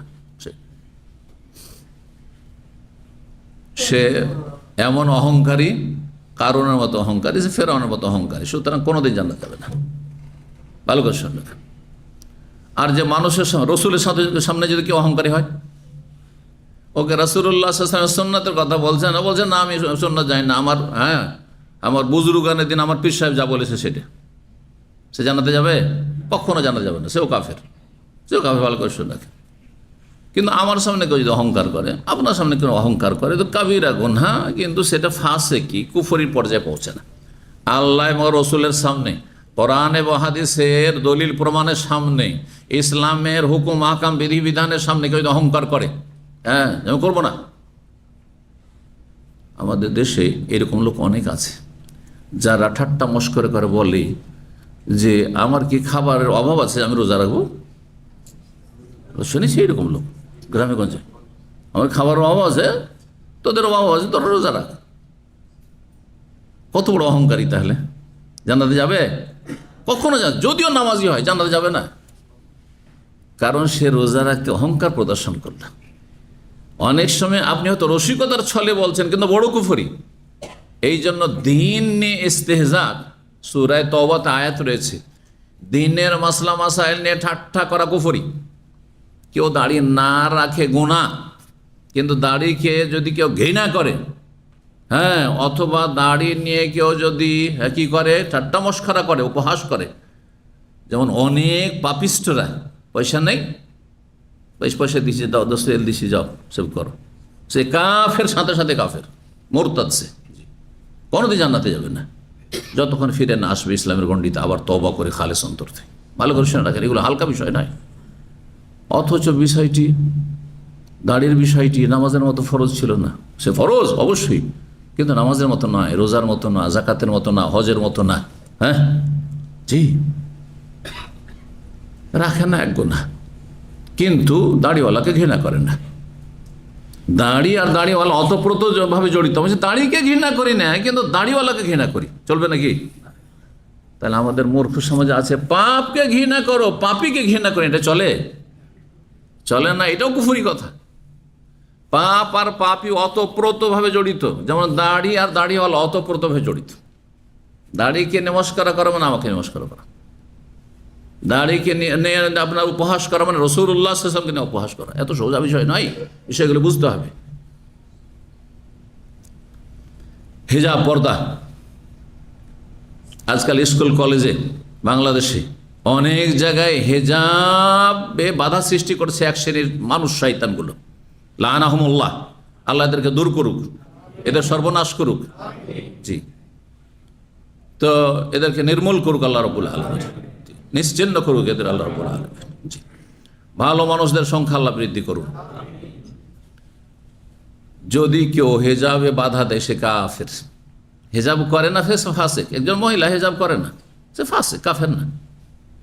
যদি সে ভুল স্বীকার করে যে না আমি পারি না করতে, অথবা করছি, তাহলে সে কাফের না। কিন্তু যদি বলেন না হেজাব করে স্কুলে আসা যাবে না, হেজাব করলে পরীক্ষা দিতে দেওয়া যাবে না, হেজাব করলে আমাদের স্কুলে অ্যাডমিশন হবে না, সে কাফের, সাথে সাথে কাফের। হেজাবের গুরুত্ব দাড়ির চাইতে বেশি, দাড়িরও গুরুত্ব বেশি, কিন্তু হেজাবের গুরুত্ব তার চাইতে বেশি। কারণ হেজাব যদি মেয়েরা না করে তো ভালো ভালো মানুষ নারী ফিতনায় লিপ্ত হয়ে যাবে, জেনা ব্যভিচারে লিপ্ত হতে পারে, ধর্ষণ বেড়ে যাবে, দেশে জেনা ব্যভিচার বেড়ে যাবে। জি হ্যাঁ, আল্লাহ বোঝার তৌফিক দান করুন। তো রাসূলুল্লাহ সাল্লাল্লাহু আলাইহি ওয়াসাল্লাম কি বলছেন, লা ইয়ানজুরুল্লাহ, আল্লাহর রহমতের দৃষ্টিতে তাকাবেন না এমন ব্যক্তির দিকে যেই ব্যক্তি তার কাপড়কে লটকাবে বা ঝোলা, জাররা ইয়াজুর মানে টেনে হেঁচড়ে নিয়ে যাবে। কাপড় লটকিছে যখন পায় তখন টেনে হেঁচড়ে নিয়ে যাচ্ছে, হাঁটছে তখন টেনে হেঁচড়ে যাচ্ছে, খয়ালা অহংকারের সাথে। তার শাইখ ইবনে বাজ রাহিমাহুল্লাহ বলছেন অহংকারের সাথে কেউ যদি কাপড় টাকনার নিচে রাখে তাহলে আল্লাহ রহমতের দৃষ্টিতে তার দিকে তাকাবেন না। কিন্তু বিনা অহংকারে কেউ যদি টাকনার নিচে কাপড় রাখে তাহলে কি হবে?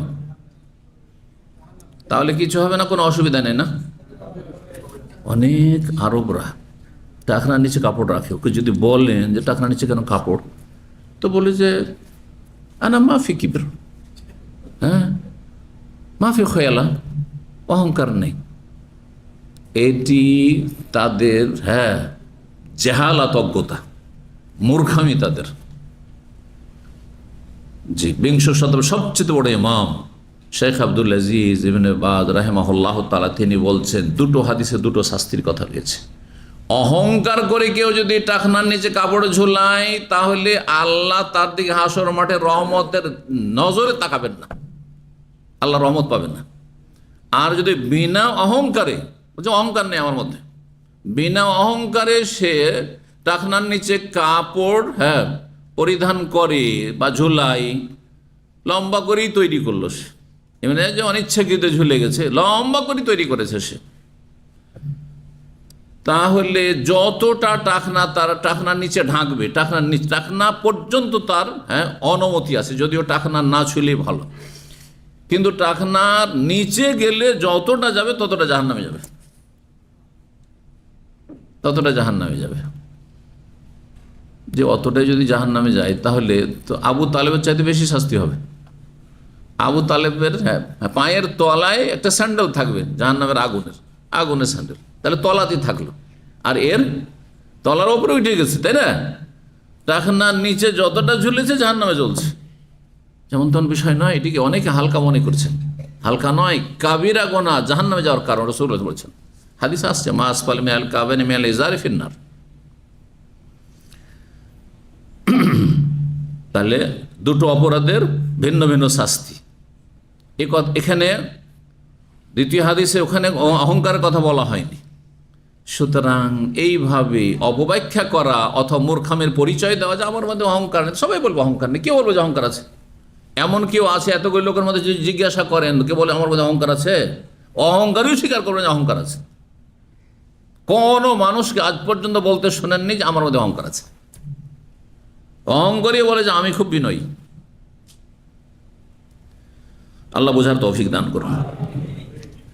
2 নম্বর অধ্যায় বাবু মান জাররা ইজারাহু মিন গায়রি খয়লা। এই অধ্যায় হচ্ছে এমন কোন ব্যক্তি সম্পর্কে যদি সে লুঙ্গি, এজার মানে লুঙ্গি, আর লুঙ্গি বলতে নিচের অংশ ঢাকে যে কাপড় দিয়ে সেটা হচ্ছে এজার ও রেদা।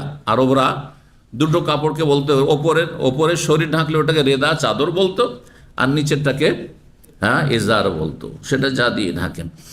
যেই ব্যক্তি লুঙ্গি দ্বারা লুঙ্গি লটকাবে কিন্তু মিন গায়রে খয়লা, অহংকারবিহীন, অহংকার করেন, অহংকার নাই কিন্তু অনিচ্ছাকৃত হয়তো ঝুলে গেছে, অনিচ্ছাকৃত ঝুললে অসুবিধা নেই। যেন আবু বকর সিদ্দিক রাদিয়াল্লাহু তাআলা আনহুর পেটটা একটু উঁচা ছিল, দুবলা পাতলা মানুষ, আর পেট একটু উঁচা ছিল। তো পেট উঁচা থাকলে, যাদের পেট বড় থাকে তাদের কাপড় কি হয়, সামনের দিক থেকে নেমে যায়, ফসকে যায় ধীরে ধীরে, তখন অনেক অনিচ্ছাকৃত অনেক সময় নেমে গেছে হয়তো, তা এরকম হয়তো। তো একদিন নবী সাল্লাল্লাহু আলাইহি ওয়াসাল্লামের কাছে অভিযোগ করলো, ইয়া রাসূলুল্লাহ, তো কঠিন শাস্তির কথা তো শুনি, কিন্তু আমার তো এরকম হয়ে যায় মাঝে মাঝে, তো আমি করবোটা কি? বলে, তুমি তো সেই অহংকারীদের দলে সামিল না। আচ্ছা, এই হাদিসটা বুঝতে গিয়েও এক শ্রেণীর লোকেরা ভুল করে, যারা এই টাকার নিচে কাপড় পরে, এসব দেশে দেখা যায়। বলছে আমি আবু বকর সিদ্দিকের মতো, বলছে আমি হচ্ছি আবু বকর সিদ্দিকের মতো। আবু বকর সিদ্দিক বলেছেন যে আমি অহংকার করে ঝুলাই না, আমারও ঝুলে যেত। তো আবু বকর সিদ্দিকের ঝুলে যেত টাকার নিচে, তো আমারও এরকম ঝুলে যাচ্ছে। আর তুমি ঝুলিয়ে তৈরি করেছো যে। আর আবু বকর সিদ্দিক তো টাকার নিচে ঝুলিয়ে তৈরি করেননি, ওনার পেট বড় নেমে যেত। তো তোমারও যদি নেমে যেত, হ্যাঁ, ধরেন লুঙ্গি আছে, যুব্বত নামবে না, কারণ এখানে তো আটকে আছে, হ্যাঁ, কিন্তু লুঙ্গি আছে, হ্যাঁ, পায়জামা আছে, অনেক সময় ফিতা ঢিলা হয়ে গেছে, অনেক সময় খিদে লেগেছে, আর ফসকে গিয়ে নিচে নেমে গেছে, অসুবিধা নেই, অসুবিধা নেই। তখনকার মতো যখনই বুঝতে পারছেন না টাকা নিচে চলে গেছে, তখন উঠিয়ে নেন, তখন উঠিয়ে নেন। আপনি যতক্ষণ বুঝতে পারেননি, আমি টের পাননি, ততক্ষণ মাফ। আর তারপর আর একটি কথা, আমি আপনি আবু বকরের মতো, এটা আমার বলার অধিকার আছে? এটা কার অধিকার? যার কাছে ওহী আসে। এই জন্য ওলামারা, বিজ্ঞ ওলামারা বলেছেন আরব দেশের, যে রাসূলুল্লাহ সাল্লাল্লাহু আলাইহি ওয়াসাল্লাম কাদ যাক্কা আবু বকরিন, আবু বকরের সার্টিফাই করেছে রাসূলুল্লাহ সাল্লাল্লাহু আলাইহি ওয়াসাল্লাম, সত্যায়ন করেছে আবু বকর অহংকারী নয়। কিন্তু আমি অহংকারী নয়, আমার সার্টিফিকেট কোথায়? বুঝতে পারছেন? আমার সার্টিফিকেট কোথায়? আমি যদি টাকার নিচে পড়ি আর বলছি আমি তো অহংকার করি না, তো আমাকে কে তাজকিয়া করবে? আমাকে তো রসুল সার্টিফিকেট দেননি, আমি তো রসুলকে পাইনি, আর রসুল আমাকে সার্টিফিকেট দেননি। তাহলে এই কথা বলার আমার অধিকার নেই। বোঝা গেছে না? আমাকে শরীয়তের বিধান পালন করতে হবে। 5784 নম্বর হাদিস বর্ণনা করেছেন সালেম বিন আব্দুল্লাহ, তার পিতা আব্দুল্লাহ বিন উমর রাদিয়াল্লাহু তাআলা আনহুমা থেকে। তিনি বলেন, মানজারা সাওবাহু খয়ালা, কোন ব্যক্তি যদি নিজের কাপড় ঝুলায় অহংকারের সাথে, লাম ইয়ানজুরিল্লাহু ইলাইহি ইয়াউমাল কিয়ামতের দিনে আল্লাহ তার দিকে রহমতের দৃষ্টিতে তাকাবেন না। কাল আবু বকর সিদ্দিক রাদিয়াল্লাহু তাআলা আনহু বললেন, ইয়া রাসূলুল্লাহ, আল্লাহর ইন্না আহাদা শিক্কাই ইজারি ইয়াস্তারখি, আমার লুঙ্গির একটা সাইড ঝুলে যায়, একটা সাইড ঝুলে যায়। তাহলে লুঙ্গি পিছন দিক থেকে বাঁধা আছে, পিছন দিক থেকে সাধারণত ঝুলে না, হয়তো সামনের দিক থেকে ঝুলে যায় যেখানে বাঁধন আছে। তো এই দিক থেকে আমার ঝুলে যায়, আর সামনে পেট উঁচা হয়ে আছে, পেছন দিকে তো ওইরকম উঁচা হয় নাই, তো সামনের দিক থেকে পেট একটু খালি হলে ঝুলে যেতে পারে, অথবা আপনার যে বাঁধা আছে বাঁধনটা একটু ঢিলা হলে ঝুলে যেতে পারে। তো তাই হয়তো বলছেন যে আমার তো ঝুলে যায়, ইল্লা আহাদা যালিকা মিনহু, তবে আমি সব সময় যদি এটাকে খুব লক্ষ্য রাখি, তাহলে সেটা সবসময় তার লক্ষ্য রাখতে পারি না। অনেক সময় কাজে ব্যস্ত আছি, আর সেই সময় হয়তো কাপড় ঝুলে গেছে, আর একটা সাইড আমার টাকনার নিচে চলে যাচ্ছে, তাহলে তো আমিও এই শাস্তির আওতাভুক্ত হয়ে যাব। তখন নবী সাল্লাল্লাহু আলাইহি ওয়াসাল্লাম বললেন, ফাকাল নবী সাল্লাল্লাহু আলাইহি ওয়াসাল্লাম, লাস্তা মিম্মা ইয়াসনা খয়লা, তুমি এটা অহংকারের সাথে করো না। যারা অহংকারের সাথে করবে তাদের জন্য এই শাস্তি, যে আল্লাহ হাসরের মাঠে রহমতের দৃষ্টিতে তাকাবেন না। এবার বুঝতে পেরেছেন? 5785 নম্বর হাদিস বর্ণনা করছেন আবু বকর রাদিয়াল্লাহু তাআলা আনহু। তিনি বলেন, খাসাফাতিশ শামসু, সূর্য গ্রহণ লেগেছে নবী সাল্লাল্লাহু আলাইহি ওয়াসাল্লাম আমলে, আমরা নবী সাল্লাল্লাহু কাছে ছিলাম। ফাকামা ইয়াজুরু সাওবাহু মুস্তাজিলান, নবী সাল্লাল্লাহু আলাইহি ওয়াসাল্লাম সেই সময় হঠাৎ করে খবর পেয়েছেন যে সূর্য গ্রহণ লেগেছে। নবী সাল্লাল্লাহু উদ্বিগ্ন হয়ে ছুটে চলেছেন তাড়াতাড়ি করে মসজিদে সালাত পড়ার জন্য। ফাকামা, তাড়াতাড়ি তিনি দাঁড়িয়েছেন, উঠেছেন, ইয়াজুরু সাওবাহু, কাপড় ঝুলাতে ঝুলাতে, কাপড় লটকিয়ে, মুস্তাজিলান, তাড়াহুড়ার সময় মানুষ অনেক সময় সচেতন থাকে না। হাত্তা আতাল মসজিদে আসলেন। তাহলে নবী সাল্লাল্লাহু আলাইহি সাল্লামের এইখানে টাকনার নিচে কাপড় ঝুলেছে, কারণ উদ্বিগ্ন হয়ে চিন্তিত, আল্লাহর আযাব চলে আসলো নাকি, আল্লাহর পর গজব চলে আসলো নাকি, দৌড় দিয়ে ছুটেছেন নামাজ পড়ার জন্য। যেমন সুন্নাত, যে যখনই সূর্যগ্রহণ বা চন্দ্রগ্রহণ লাগবে তখন সালাতে আর দিকে আপনি ছুটে যান, বা দোয়া করেন, জিকির আজকার করেন, কোরআন তেলাওয়াত করেন, দান সাদকা করেন, এসব হাদিসগুলো রয়েছে। তো রাসূলুল্লাহ সাল্লাল্লাহু আলাইহি ওয়াসাল্লাম দ্রুত বেগে ছুটে গেছেন, সেই সময় তার কাপড় ঝুলছিল টাকনার নিচে। হাত্তা আতাল মসজিদে আসলেন, ওয়াসাবান নাস, লোকেরাও ঝাঁপিয়ে পড়লো সলাতুল কুসুফ বা সূর্যগ্রহণের সলাৎ পড়ার জন্য। ফাসাল্লা রাকাতাইনি, 2 রাকাত সলাৎ পড়লেন। ফাজুল্লি আনহু, তারপরে সূর্য সুস্পষ্ট হয়ে গেল, মানে সূর্য দেখা যেতে লাগলো, সূর্যতে আলো চলে আসলো এক কথায়। সোম্মা আখবাল আলাইনা, তারপরে আমাদের দিকে সম্বোধন করে বললেন, ইন্না শামসা ওয়াল কামারা আয়াতান মিন আয়াতিল্লাহ, নিশ্চয় সূর্য চন্দ্র আল্লাহর নিদর্শনাবলীর অন্যতম দুটি নিদর্শন। ফাইদা রাআইতুম মিনহা শাইআন, যদি তোমরা এমন কিছু দেখো, অর্থাৎ সূর্যগ্রহণ অথবা চন্দ্রগ্রহণ দেখতে পাও, ফাসাল্লু, তাহলে সালাত আদায় করিও, নামাজ পড়িও, ওয়াদউল্লাহ, আল্লাহর কাছে দোয়া করতে থাকিও, হাত্তা ইয়াকশিফা, যতক্ষণ পর্যন্ত আল্লাহ রাব্বুল আলামিন এই সূর্য চন্দ্রগ্রহণ দূরীভূত না করবেন, ততক্ষণ পর্যন্ত। যদি সালাত শেষ হয়ে যায় তাহলে অন্য ইবাদতবন্দি করেন, আপনি বিভিন্ন ইবাদতবন্দি করেন, জিকির আজকার করেন, কোরআন তেলাওয়াত করেন, দোয়া করতে থাকেন। জি, 3 নম্বর অধ্যায় হচ্ছে বাবু তাসাম্মুর ফি সিয়াব। এই অধ্যায় হচ্ছে কাপড়। তাসাম্মরের অর্থ অনুবাদকরা, বাংলা অনুবাদকরা উল্টো করেছে। তাসাম্মর মানে ঢেকে না, কিন্তু তাসাম্মর সাধারণত বলা হয় কাপড় উঠানো। এই যে কাপড় ঢাকানো আছে, তাই না? আমরা করি কি, কোনো কাজকর্ম করতে হইলে, খেতে হইলে, ধরেন জল টল লেগে যেতে পারে, কাপড় খারাপ হয়ে যেত, তখন কী করি, কাপড়টা উঠিয়ে, এটার নাম তাসাম্মর। এটা না, উজু করার জন্য কাপড়টা উঠে, এইটার নাম তাসাম্মর।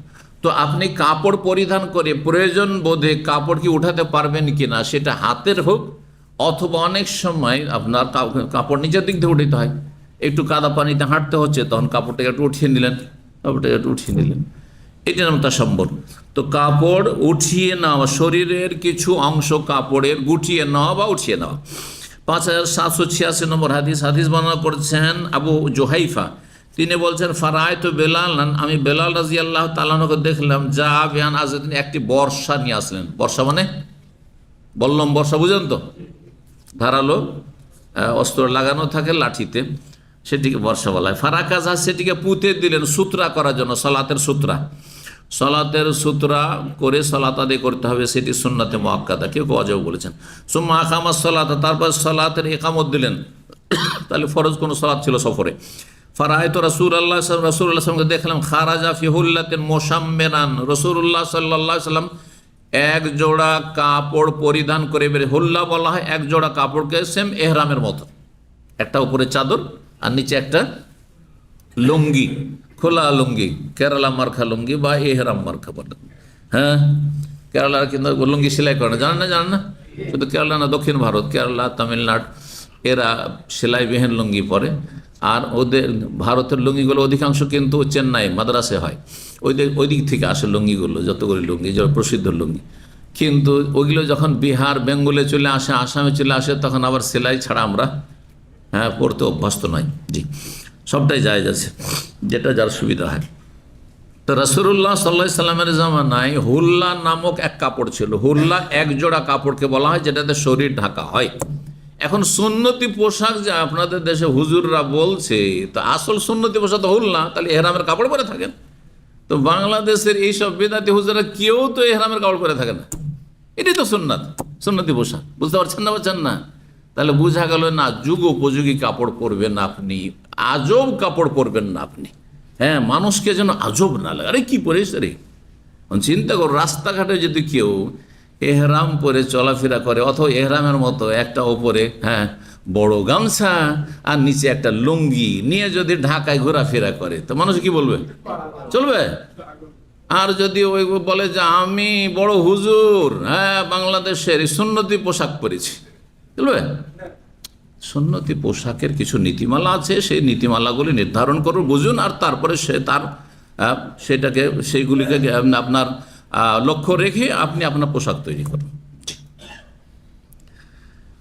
তো রাসূলুল্লাহ সাল্লাল্লাহু আলাইহি সাল্লাম বের হলেন এক জোড়া কাপড় পরিধান করে, যাতে একটি চাদর এবং একটি লুঙ্গি ছিল। মুশাম্মিরান, একটু কাপড় উঠিয়ে, সেটা আপনার এহরামের নিচে, এহরাম দিয়ে অনেক সময় হাত ঢাকাও যেতে পারে, আবার অনেক সময় কী করি আমরা, এহরামের যে কাপড় আছে হাত খোলা রাখি, তো হাত খোলা অবস্থায় ধরুন এটাতে ঢাকা আছে, এটা উঠিয়ে দিই। তো এইভাবে বেরোলেন। ফাসাল্লা রাকাতাইনে, তারপরে 2 রাকাত সালাত পড়লেন। অনেক আমাদের দেশের হানাফি হুজুররা বলে যে উজু করার পরে যদি আপনি এই হাত খোলা রাখেন, কনুই খোলা রাখেন বা এই হাতটা খোলা রাখেন, তাহলে নামাজ মাকরু, বলে না? এর কোনো দলিল নেই, কোনো দলিল নেই, শুনে রাখ, কোনো দলিল নেই। আর যদি থাকে তো নিয়ে আসুক আমার কাছে। জি, কোনো দলিল নেই।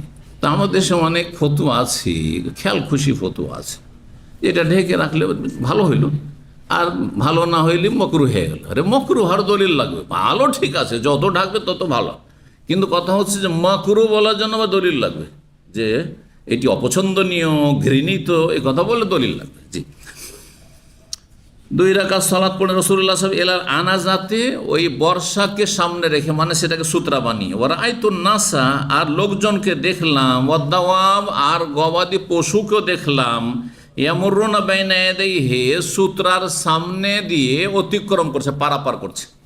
এটি সূত্রা ধরুন, আর সূত্রার বারে এইদিকে নামাজ হচ্ছে, বা ওই দিকে নামাজ হচ্ছে, আপনারা যেদিকে আছেন, আর সূত্রা লাগানো আছে, আর এখানে ইমাম সাহেব রাসূলুল্লাহ সাল্লাল্লাহু আলাইহি ওয়াসাল্লাম এখান দিয়ে চলাফেরা করছে, কে? মানুষরাও পারাপার করছে, আর পশু, গবাদি পশু, ওঁট বা আর কিছু গাধাই হোক, খচ্চর হোক, সেগুলি চলাফেরা করছে। মিওয়ারাইল আনাজা, ইয়ামুরুনা নবী সাল্লাল্লাহু আলাইহি ওয়াসাল্লামের সামনে, আর মিওয়ারাইল আনাজা, কিন্তু নবী সাল্লাল্লাহু আলাইহি ওয়াসাল্লামের সামনে যদি আবার ভিতরে দিয়ে হয়, পর্দায় আপনার কি বলছে, সূত্রার ভিতর দিয়ে, তাহলে তো যাই না, ঠিক না? এই জন্য মিওয়ারাইল আনাজা, বর্ষা যে সূত্রা হিসাবে লাগানো ছিল, পুতা ছিল, সে বর্ষার পেছন দিয়ে, এদিক দিয়ে, ওইদিকে নামাজ হচ্ছে, এদিক দিয়ে, কোনো অসুবিধা নেই। জি, সূত্রা যদি কোথাও লাগানো থাকে আর কাছাকাছিও হয়, তো সূত্রারও পাশ দিয়ে, সূত্রার ওপর দিয়ে অতিক্রম করতে কোনো দোষ নেই। 4 নম্বর আছে বাবু মা আসফালা মিনাল কাবাইনি ফাহুয়া ফিন্নার, 2 টাকনার বা 2 গোড়ালির নিচে যতটা কাপড় যাবে ততটা অংশ ফাহুয়া ফিন্নার, জাহান্নামে যাবে। হাদিস চলে আসলো। এই হাদিসটি নিয়ে আসার জন্য অধ্যায় নিয়েছেন ইমাম বুখারী রাহিমাহুল্লাহ। হাদিস নম্বর 5787। এখানে কিন্তু অহংকারের কথা, ভালো করে শুনে রাখেন। যারা ফুল প্যান্ট পরছেন বা জুব্বা পরছেন টাকনার নিচে, বলছেন আমাদের অহংকার নেই, অহংকার থাক আর না থাক, যতটা ঢাকবে ততটা জাহান্নামে যাবে, কাবিরা গুনাহ এটি। আর এতে লাভটাই কি? আপনি কি বেশি সম্মান পেয়ে যাচ্ছেন নাকি? তাহলে তো আমরা সম্মানই পেতাম না। হ্যাঁ, আর কে কি বলছে ওটা দেখার কি আছে? আমি নিজের রুচিতে খাবো আর নিজের রুচিতে পোশাক পরবো, আর আমার সবচেয়ে বড় রুচি হচ্ছে আমার ইসলাম পালন করা, আমার দিনের হুকুম হাকাম পালন করা, রবের আদেশ পালন করা, রাসূলুল্লাহ সাল্লাল্লাহু আলাইহি ওয়াসাল্লাম আদেশ নিষেধ পালন করা। আমাকে তো শুধু অনুসরণ করতে বলা হয়েছে, নিজের পক্ষে কোনো কিছু করতে পারবো না। আল্লাহ যা বলেছে, রসুল বলেছেন, পালন করতে হবে। একজন মুসলিমের এটি হচ্ছে আদর্শ। তো আবু হুরায়রা রাদিয়াল্লাহু তাআলা আনহু বলেন, নবী সাল্লাল্লাহু আলাইহি ওয়াসাল্লাম বলেছেন, মা আসফালা মিনাল কাবাইনি মিনাল ইজারি ফিন্নার, প্রসিদ্ধ হাদিস।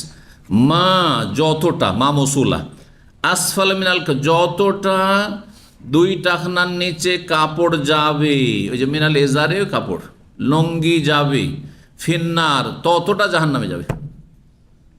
যতটা লটকাবেন ততটা, যদি পুরোটাই লটকে একবারে মাটিতে আপনি ঠেকিয়ে দিয়েছেন, লাগিয়ে দিয়েছেন, কাপড় মাটিতে ঠেকছে, তাহলে আপনার পায়ের তলা পর্যন্ত আপনার জাহান্নামে যাবে। আর যদি আপনি সামান্য কিছু টাকনার নিচে কিছুটা আছে কিন্তু একটু উঠে আছে, মাটিতে ঠেকে না, তাহলে ততটা অংশ জাহান্নামে যাবে। এটি তো বাহ্যিক হাদিস, কিন্তু আসলে কি ওইটুকু অংশ জ্বলবে, নাকি উদ্দেশ্য হচ্ছে ওই ব্যক্তি জাহান্নামে যাবে? আর একদল ওলামাকে দুটো ব্যাখ্যা করা হয়েছে। একটি ব্যাখ্যা যে যতটা অংশ ঢাকবে ততটা জাহান্নামে যাবে, আর একদল বলছেন না, উদ্দেশ্য হচ্ছে ওই ব্যক্তি জাহান্নামে, ওই ব্যক্তি জাহান্নামে। আর আবু তালেবের যে শাস্তি, যদি সামান্য শরীরে একটু অংশও যদি আগুন থাকে জাহান্নামের, দুনিয়ার আগুনের চাইতে 70 গুণ বেশি তাদের তাপ, সুবহানাল্লাহ। তো আবু তালেবকে নবী সাল্লাল্লাহু আলাইহি ওয়াসাল্লামের সুপারিশের কারণে, এবং নবী সাল্লাল্লাহু আলাইহি ওয়াসাল্লামের হিতাকাঙ্ক্ষী ছিল চাচা, সেই জন্য সে কাফের হলো, সবচেয়ে হালকা আযাব হবে। সেই হালকা আযাব সম্পর্কে কি বলেছে রাসূলুল্লাহ সাল্লাল্লাহু আলাইহি ওয়াসাল্লাম, যে 2টো স্যান্ডেল পরিয়ে দেওয়া হবে জাহান্নামের আগুনের, ইয়াগলি মিনহুমা দিমাগুহু, আর তার মস্তিষ্কে যে আপনার মগজ খুলি আছে, টকবক করে ফুটতে থাকবে, টকবক করে ফুটতে থাকবে। আল্লাহু আকবার। জি, এই হচ্ছে জাহান্নামের আযাব। সুতরাং আল্লাহকে ভয় করুন। আর মানুষকে, এই তুচ্ছ সাধারণ মানুষ, অসৎ মানুষদেরকে খুশি করার জন্য আমাকে ভদ্র বলবে, আমাকে স্মার্ট বলবে, আর আমাকে বলবে যে হ্যাঁ এই বুঝে, হ্যাঁ, আর এরা কি সব আগের যুগের মানুষ, অসভ্য মানুষ, না না, কে কি বলছে ওসব বাদ দেন। আল্লাহ কি বলেছেন, রসুল কি বলেছেন সাল্লাল্লাহু আলাইহি ওয়াসাল্লাম। আর একটা অধ্যায় আমরা পড়ে নিই, বা 5 নম্বর অধ্যায় বলছে বাবু মানজারা সাওবাহু মিনাল খৈল। এই অধ্যায় হচ্ছে এমন ব্যক্তি সম্পর্কে যে ব্যক্তি কাপড় লটকাবে অহংকারের সাথে। 5788 হাদিস বর্ণনা করেছেন আবু হুরায়রা রাদিয়াল্লাহু তাআলা আনহু, তিনি আন্না রাসূলুল্লাহ সাল্লাল্লাহু আলাইহি ওয়াসাল্লাম রাসূলুল্লাহ বলেছেন লা ইয়ানজুরুল্লাহু ইয়াওমাল কিয়ামা, কিয়ামতের দিনে আল্লাহ তাকাবেন না। হাদিস আছে তাকাবেন না, এই কথাটি বলেনি, না বললে অসম্পূর্ণ থাকবে, যদি হাদিসটি রয়ে গিয়েছে। আল্লাহ তাকাবেন না তার দিকে, তো আল্লাহ তাকাবেন না, তো অন্য হাদিস আছে যে প্রত্যেক ব্যক্তিকে আল্লাহ সামনে হাজির করবেন। প্রত্যেক ব্যক্তিকে আল্লাহ কি করবেন? সামনে হাজির করবেন, আসামের কাঠগড়ায় দাঁড়াতে হবে। আর সরাসরি আল্লাহ কথা বলবেন আপনার সাথে, আমার সাথে, সবার সাথে। মাঝখানে কোনো দোভাষী থাকবে না। মা মিনকুম মিন আহাদিন ইল্লা সায়ুকাল্লিমুহু রাব্বুহু ওয়া লাইসা বাইনাহু ওয়া বাইনাহু তুরজুমান। প্রত্যেকের সাথে কথা বলবেন। আল্লাহ কথা বলবেন আর তাকাবেন না, এটা কেমন হয়? হ্যাঁ, আল্লাহ তাকাবেন না, জিজ্ঞাসা করবেন আমেলতা কাজা ফিওমে কাজা, এই কাজ করেছো, এই পাপ করেছো, অমুক দিনে, অমুক সময়, অমুক জায়গায়, এভাবে তো জিজ্ঞাসা করবেন। তাতে আল্লাহ তাকাবেন। আর এখানে বলছে আল্লাহ দেখবেন না, এর দিকে। তো দুটো সমন্বয় কি? সময়, এই জন্য সমন্বয় কিন্তু অর্থ করে দিচ্ছি যে আল্লাহ দয়ার দৃষ্টিতে তাকাবেন না। তাকানো দুই রকম, তাকানো দুই রকম। আপনার ওপর আপনার বস যদি সন্তুষ্ট থাকে তো আপনার দিকে তাকালে মায়ের দৃষ্টি তাকাবে যে আমার বেস্ট ওয়ার্কার, বেস্ট ওয়ার্কার। আর যদি আপনার অসন্তুষ্ট থাকে, আপনাকে চাই না, হ্যাঁ, তাহলে যদি দেখেও যে আছে, হ্যাঁ, কারণ আসছে বস অফিসে, সুতরাং আপনাকে দেখে, কিন্তু আপনার ওপর মায়া দয়া নিয়ে তাকাই না, মায়া দয়া নিয়ে তাকাই না। এটি হচ্ছে উদ্দেশ্য। আল্লাহ হিসাব নেওয়ার জন্য আর জিজ্ঞাসাবাদের জন্য অবশ্য তাকাবেন প্রত্যেকের দিকে, কিন্তু দয়া মায়ার দৃষ্টিতে তাকাবেন না অহংকারের দিকেই, অহংকারের দিকে। বাকি যাদের মধ্যে অহংকার নেই, তাদের অন্য অন্য পাপ আছে, তাদের দিকে আল্লাহ দয়া করবেন, দয়ার দৃষ্টিতে তাকাবেন, রহমতের দৃষ্টিতে তাকাবেন। 5788 হাদিস হয়ে গেল। লা ইয়ানজুরুল্লাহু ইয়াওমাল কিয়ামা, কিয়ামতের দিন আল্লাহ তাকাবেন না, মানে রহমতের দৃষ্টিতে তাকাবেন না। এলা এমন ব্যক্তির দিকে মানজাররা ইজারাহু বাতারা, বাতারান মানে হচ্ছে অহংকার, দাম্ভিকতার সাথে। খয়ালা একই অর্থ। 5789 নম্বর হাদিস, হাদিস বর্ণনা করছেন আবু হুরায়রা রাদিয়াল্লাহু তাআলা আনহু, তিনি বলেন কাল আবুল কাসিম সাল্লাল্লাহু আলাইহি ওয়াসাল্লাম বলেছেন, নবী সাল্লাল্লাহু আলাইহি ওয়াসাল্লাম বলেছেন বাইনামা রাজুলুন ইয়ামশি ফি হুল্লাতিন, কোনো এক জামানায় প্রাচীন যুগে জনৈক ব্যক্তি নিজের সুন্দর এক জোড়া কাপড় পরিধান করে রাস্তায় বেরিয়েছে।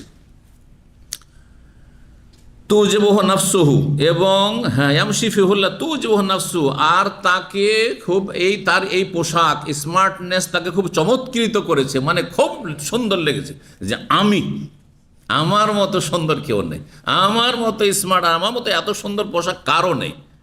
তুজবুহু নাফসু, খুব তাকে নিজেকে পছন্দ লেগেছে।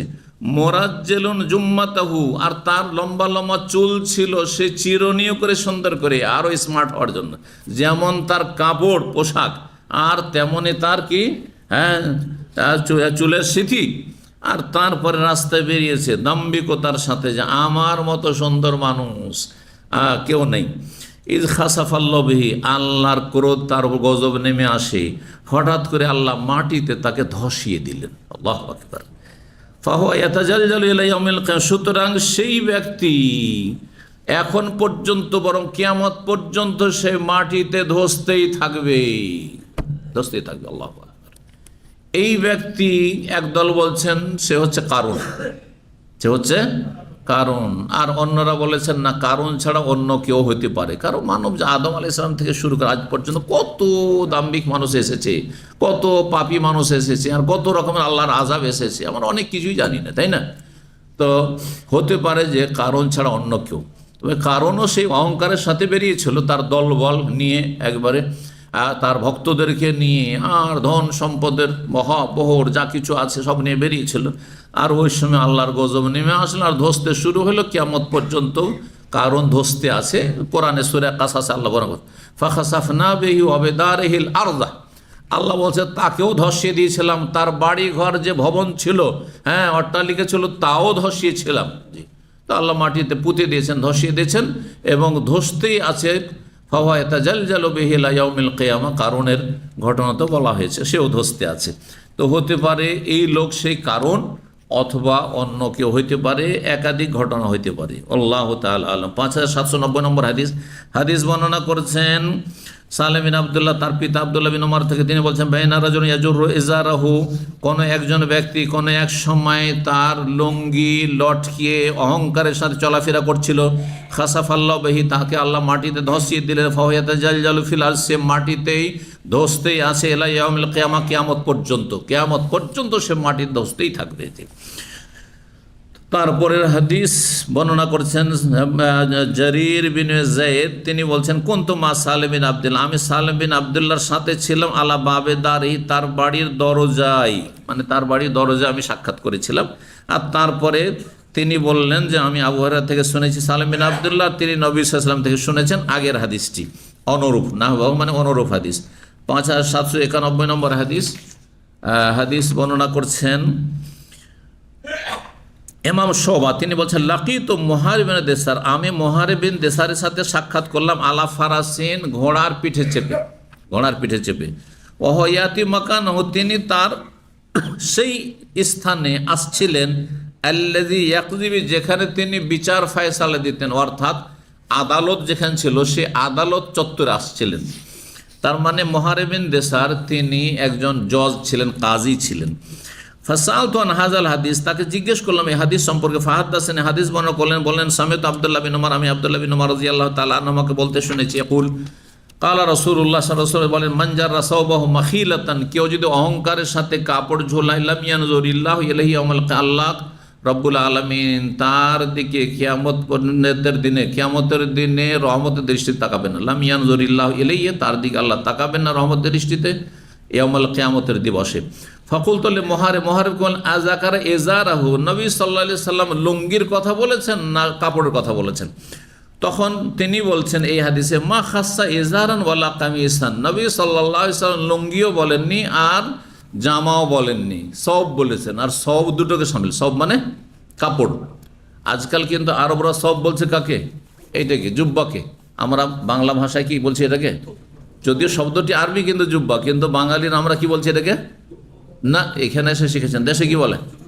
জুব্বা। এর নাম সব জানেই না আমাদের দেশের মানুষ, ঠিক না? এখানে এসে ভুলে যাচ্ছেন সব কিছু। এর নাম কি আমাদের দেশে? জুব্বা, এটার নাম জুব্বা। জি, তো এই জুব্বা এখানে এসে আপনারা কি শিখলেন? তোব, মানে তা দিয়ে আবার তোব শিখেছেন। কারণ আপনারা ওই যে সাকে তা করে দেন, আসলে ওটা সব। আর সব আসলে সেলাই করা কাপড়কে বলা হয় না, এটা প্রচলিত আরবি, কিন্তু প্রকৃত আরবি আলাদা। যেমন বললাম প্রচলিত হানাফি আর প্রকৃত হানাফি, ওই রকম প্রচলিত আরবি আর একটা প্রকৃত আরবি, বুঝতে পারছেন না? প্রচলিত আজকালকার আরবিদের ভাষা, এটার নাম সব। আর থানের কাপড়কে কি বলছে? গোমাস। গোমাস নয়, কাফ, এটা কোমাস আসলে, কিন্তু আপনার কাফকে গোয়া বলা, এরাও বলে, আরবরাও বলে, সেই জন্য গোমাস হয়ে গেছে, কিন্তু আসলে কোমাস। ওটি কথা বোঝা গেছে? কিন্তু ওইটাই আসলে কাপড়। সব হচ্ছে কোনটি?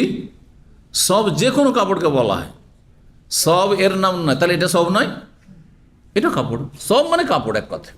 সেটা থানের কাপড়, রোল হইতে পারে, আবার কাটপিস হইতে পারে, আবার এই রুমালও হইতে পারে, আমার টুপিটাও সব। হ্যাঁ, কথা বুঝতে পারছেন? সব সব। হ্যাঁ, পায়জামাও সব, সব সব।